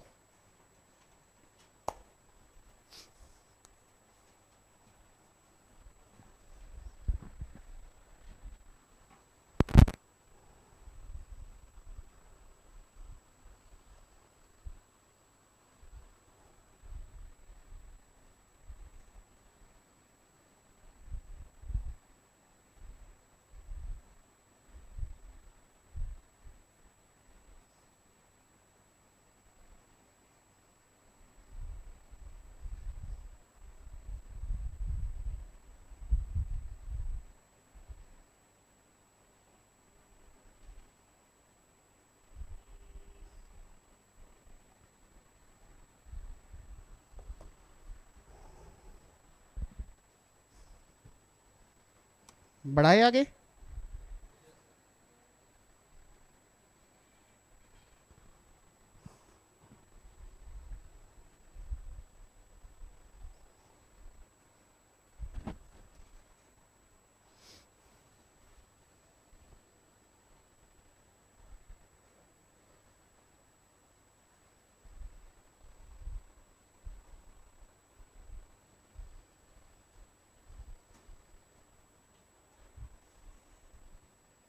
डन बच्चों सबका?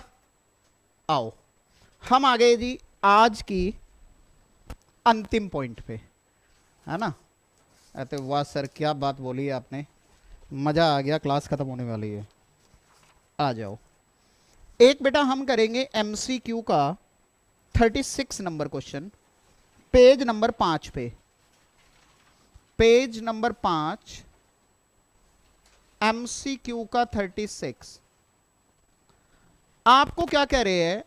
Divide ₹1300 between P Q R S. P Q R S के बीच में बांटना है, और इस तरह से है कि जो पी और क्यू का शेयर है, जो क्यू और आर का शेयर है, जो आर और एस का शेयर है, ये सब 2:3 है। ये सब क्या है? 2:3। आओ बेटा जी, मेरे पॉइंट हो गए थे कितने? 5। अब मेरा ये लास्ट पॉइंट, वैसे आप ये जानते हो, मैंने कहा divide ₹s between A B C in the ratio A:B:C। तो कैसे बांटते थे मेरे प्यारे बच्चों तुम? सबसे पहले क्या इस रेशो का सम करते थे? सम इतना हो गया। अब ये रेशो क्या कहता है कि भैया अगर मुझे A+B+C बांटने हैं ना, तो उसमें से A तो जाएगा पहले को, B जाएगा दूसरे को, C जाएगा तीसरे को। तो अगर मुझे A का शेयर निकालना है, तो A का शेयर रेशो में ऊपर और टोटल नीचे, लेकिन डिवाइड तो S को करना था, तो इनटू में S करते थे क्या? एक बार यूनिटरी मेथड पकड़ते हैं। आओ बेटा, मैं कहता हूं इधर देखो, अगर टोटल A+B+C है, तो A का शेयर A ना, A+B+C में A को कितना मिल रहा है? A। अगर टोटल ₹1 होता तो कितना मिलता? A divided by A+B+C। लेकिन आपको बांटना कितनों को है? एक को थोड़ा बांटना है, कितनों को बांटना है? S को। तो अगर एक पे इतना तो S पे कितना? अरे बोलो ना, ये यूनिटरी मेथड ही तो है। आपने ऐसे तो अकाउंट्स में शायद बांटे होंगे, है ना? वो बात अलग है कि शायद बांटने के बाद तुम वो लाइनों में लिखते हो। आओ, B का शेयर क्या होगा जरा बताना, बोलो बेटा। बोलोगे तो मुझे भी पता लगेगा ना। बी डिवाइडेड बाई से का इनटू में एस, इस तरह से बांटते थे, हाँ या ना? हाँ तो बोलो ना हाँ जल्दी से। ठीक है, आओ अब वापस क्वेश्चन पे चलते हैं। मुझे एक बात बताओ प्यारे बच्चों, ये बांटना कितने बंदों में है 1304 में, लेकिन क्या चारों का रेशो तुम्हारे पास इकट्ठा है? नहीं है। तो जब तक चारों का रेशो आएगा नहीं बांटोगे कैसे भाई? बांटना 4 में है तो चारों का रेशो इकट्ठा तो होना चाहिए। बस इस रेशो के हिसाब से तुम किनको बांट पाओगे? पी और क्यू को। इसके हिसाब से किसको बांट पाओगे? क्यू और आर को। इसके हिसाब से किसको बांट पाओगे? आर और एस को। लेकिन मुझे बांटना चारों में है तो पहले मुझे चारों का रेशो निकलना तो चाहिए। और देखना यहां पे वो चेन बन रही है क्या? तो मेरा तो वही मेथड आ गया फिर, कौन सा? न्यूमरेटर न्यूमरेटर वाला। तो पहले चारों का रेशो इकट्ठा निकालो तो सही। अब कितने रेशो दिए हैं तुम्हें ये बताना। रेशो कितने दिए हैं? 3। रेशो कितने दिए हैं? 3। 1 2 3। नंबर 4 है लेकिन रेशो तो 3 ही है ना। तो कितने न्यूमरेटर कितने डिनोमिनेटर होंगे? 3 न्यूमरेटर 3। तो क्या शुरुआत कर दूं? रेशो कैसे बनेगा? तीनों का न्यूमरेटर, आगे बोलो मैं भूल गया थोड़ा सा, उम्र का असर है। यहां क्या आएगा? D1। हाँ हाँ अब मुझे कुछ कुछ याद आ रहा है। आगे? अरे वाह, अरे वाह, मजा आ गया। नेक्स्ट में D1 D2। चलो जी, मदद करने के लिए आपका बहुत बहुत धन्यवाद। अब बताओ बेटा यहां क्या हुआ? 2 इंटू 2 इंटू, यहां कितना होगा? 3 इंटू 2 इंटू, यहां क्या होगा? 3 इंटू 3 इंटू, यहां क्या होगा? 3 इंटू 3 इंटू, कुछ कट रहा है क्या? नहीं कट रहा। यहां पे 8 आया, यहां पे 12 आया, यहां पे 18 आया, यहां पे 27 आया। इतना किस किस को समझ आ गया जी? गुड, भगवान तुम्हारा भला करे। अब आगे चले, सम निकालेंगे। सम कितना हुआ? शायद 65 होगा, पक्का 65 होगा, मुझे तो याद है। अब P का शेयर कैसे निकलेगा बताओ फटाफट। तो P का हिस्सा यहां कितना? 8/65 इंटू 1300, ये 160 रुपए हो जाएगा बेटा। अगर Q का पूछ लेते प्यारे बच्चों क्या करते? 12/65 इंटू कितना? 240। आर का पूछ लेते तो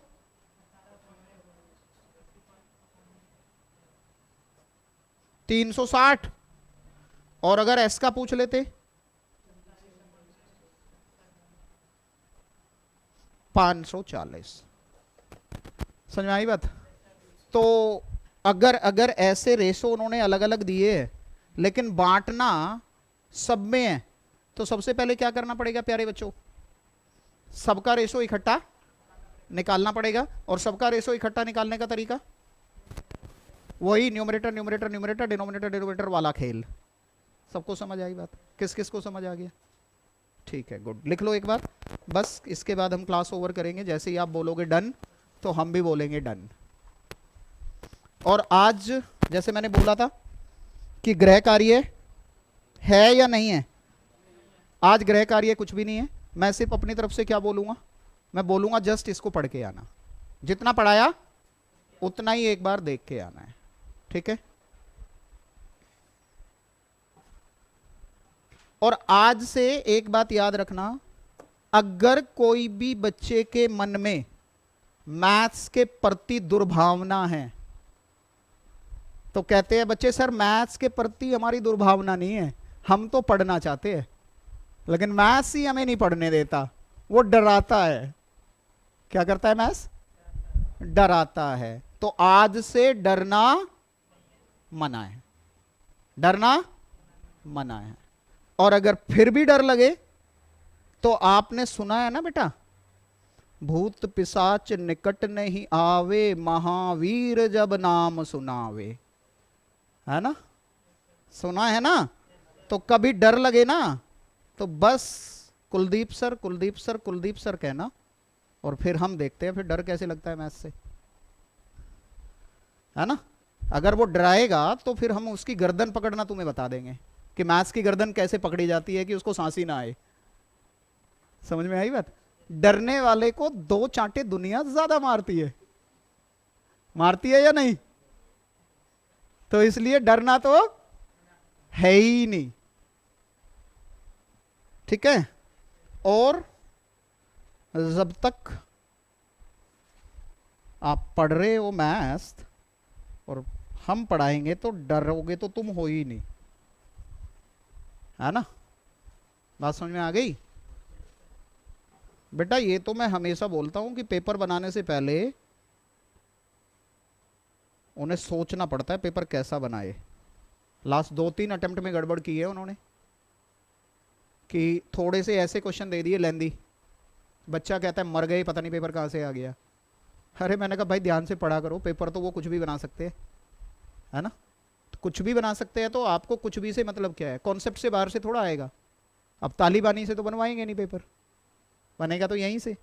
तो आपने ध्यान रखना है कि किस चीज पे ध्यान रखना है, कॉन्सेप्ट प्लस जुगाड़, ये दो जिसके अच्छे समझो मैथ्स में तो उसे दिक्कत है ही नहीं। भैया मैथ्स तो नंबर बढ़ाता है, मैथ्स तो इतना अच्छा सब्जेक्ट है कि इसकी आदत है आप इसे एक बार छोड़ो ये आपको 1000 बार छोड़ेगा। क्या बोलेगा, क्या बोलेगा, बेटा कुछ भी कर ले तुझे समझ नहीं आऊंगा, लेकिन इसको पकड़ो तो ये पकड़ेगा। फिर आपको पकड़ने का मतलब पढ़ोगे तो फिर इंटरेस्ट भी आएगा, ठीक है।